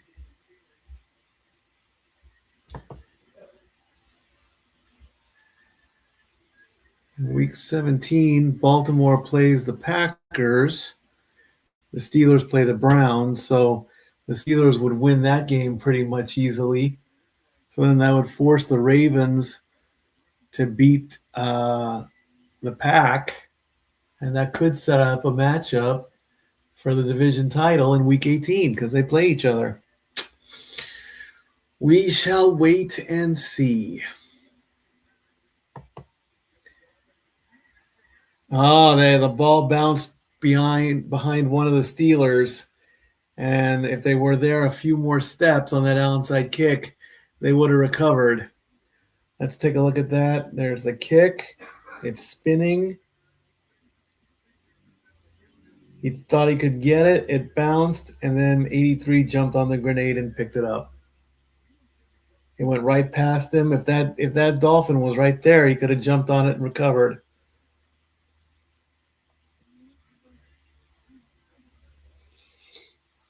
Well, the Dolphins do have all 3 timeouts. So, I mean, but it's not going to happen with 2 possessions, I don't think.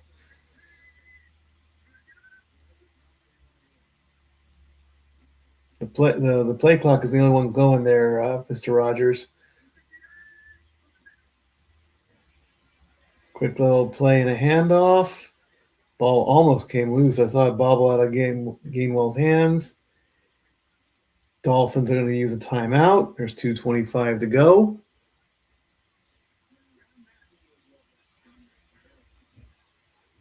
Did I just see steam coming off of that guy's head?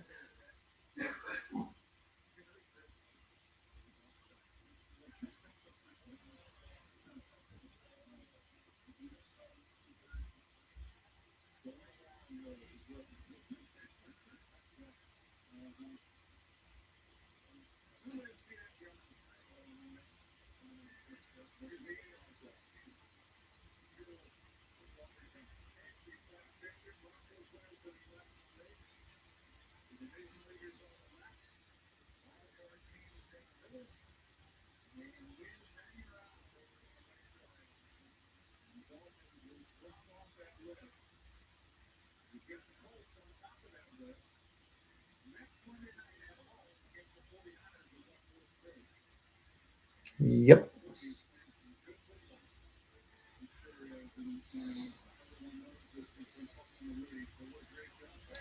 Second and 6.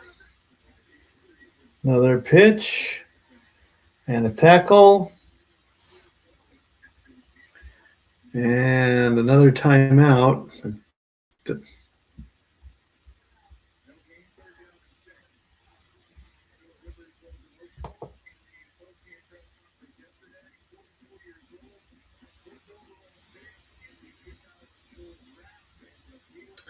Gainwell got nothing on that one.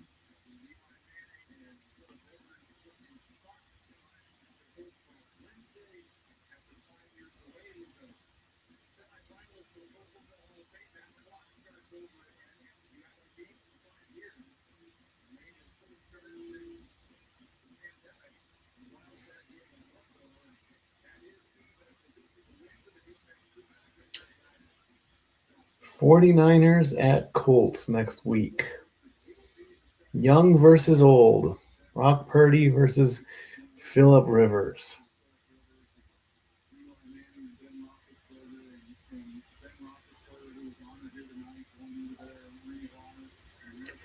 Third and 6 coming up.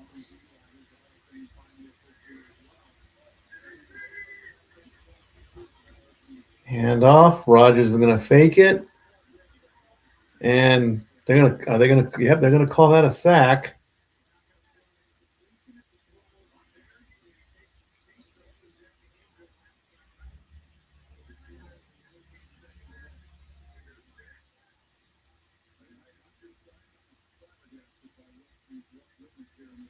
Very interesting play.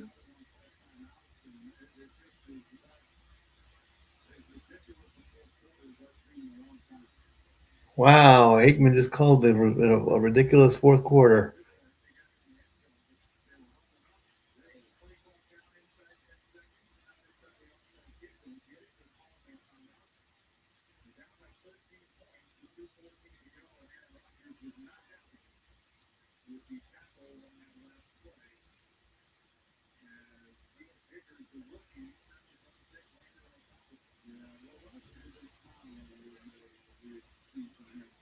Here comes the punt. And it's going to go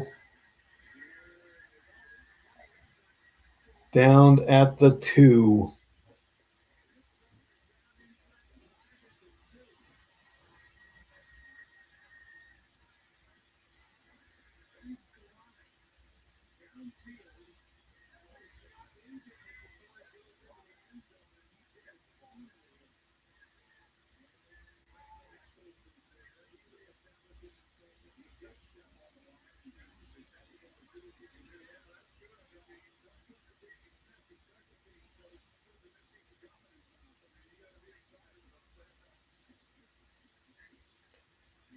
$98 yards in 2 minutes.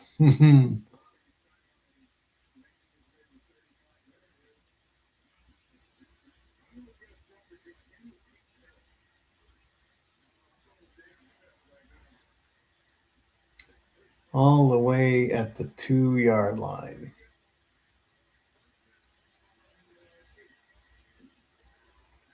Hand off. A-Chain only gets 4. And that takes it to the 157. The 2-minute warning. As Aaron Rodgers points to the ceiling, that's pretty much going to wrap it all up. It's all over but the officiating. Dolphins are going to lose this one.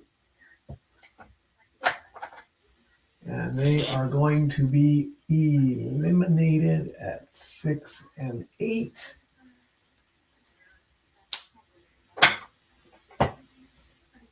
And the Steelers get the win, putting them at 8 and 6.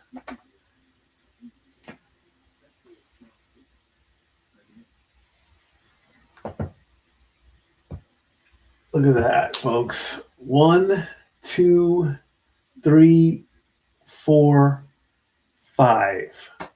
5 of the 8 divisions have 2 teams left. And the best one, I mean, AFC East, the Patriots are 11-3, the Bills are 10-4, the Steelers are 8-6, the Ravens are 7-7, the Broncos are 12-2, and the Chargers are 10-4.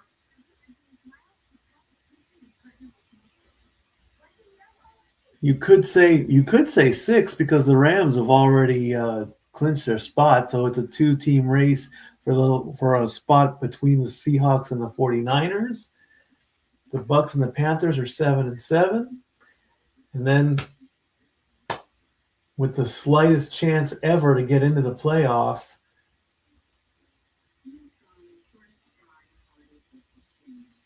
I mean, I'm surprised they haven't given the Eagles the division title, but with 3 games each, I guess 9-7-1 is greater than 9-8, but not by much.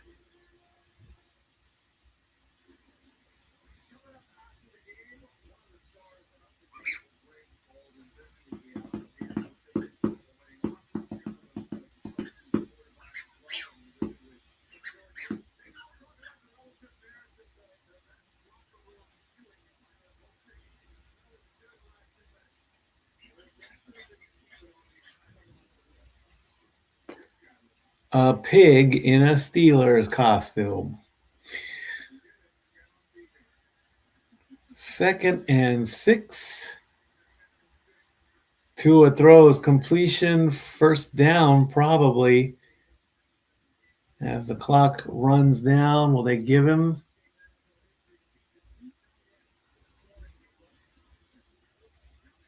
Nope, they're not going to give it to him. That's 3rd and 1.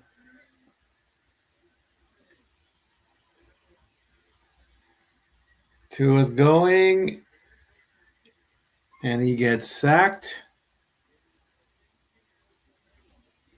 for a loss of 2, and the clock continues to run. That's going to make it 4th down and 3.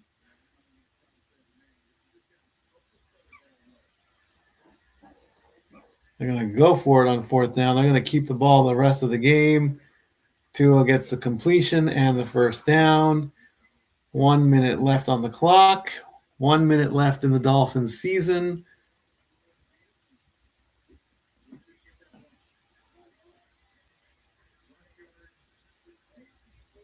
Just air it out already, Tua. Come on. Oh, almost an interception to finish off that. It bounced off of one and went off the other.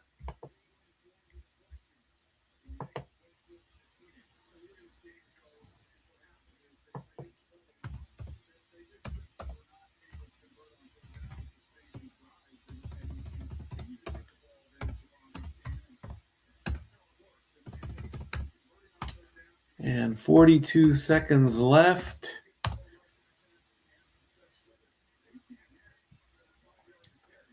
Second and 10 coming up.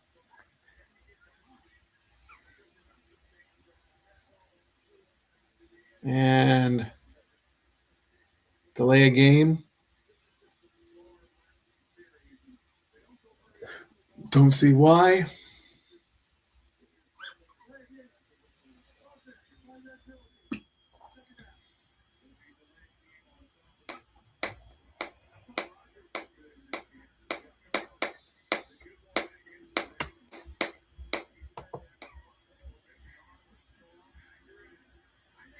$23 of 27, 224 for Aaron Rodgers, 2 touchdowns.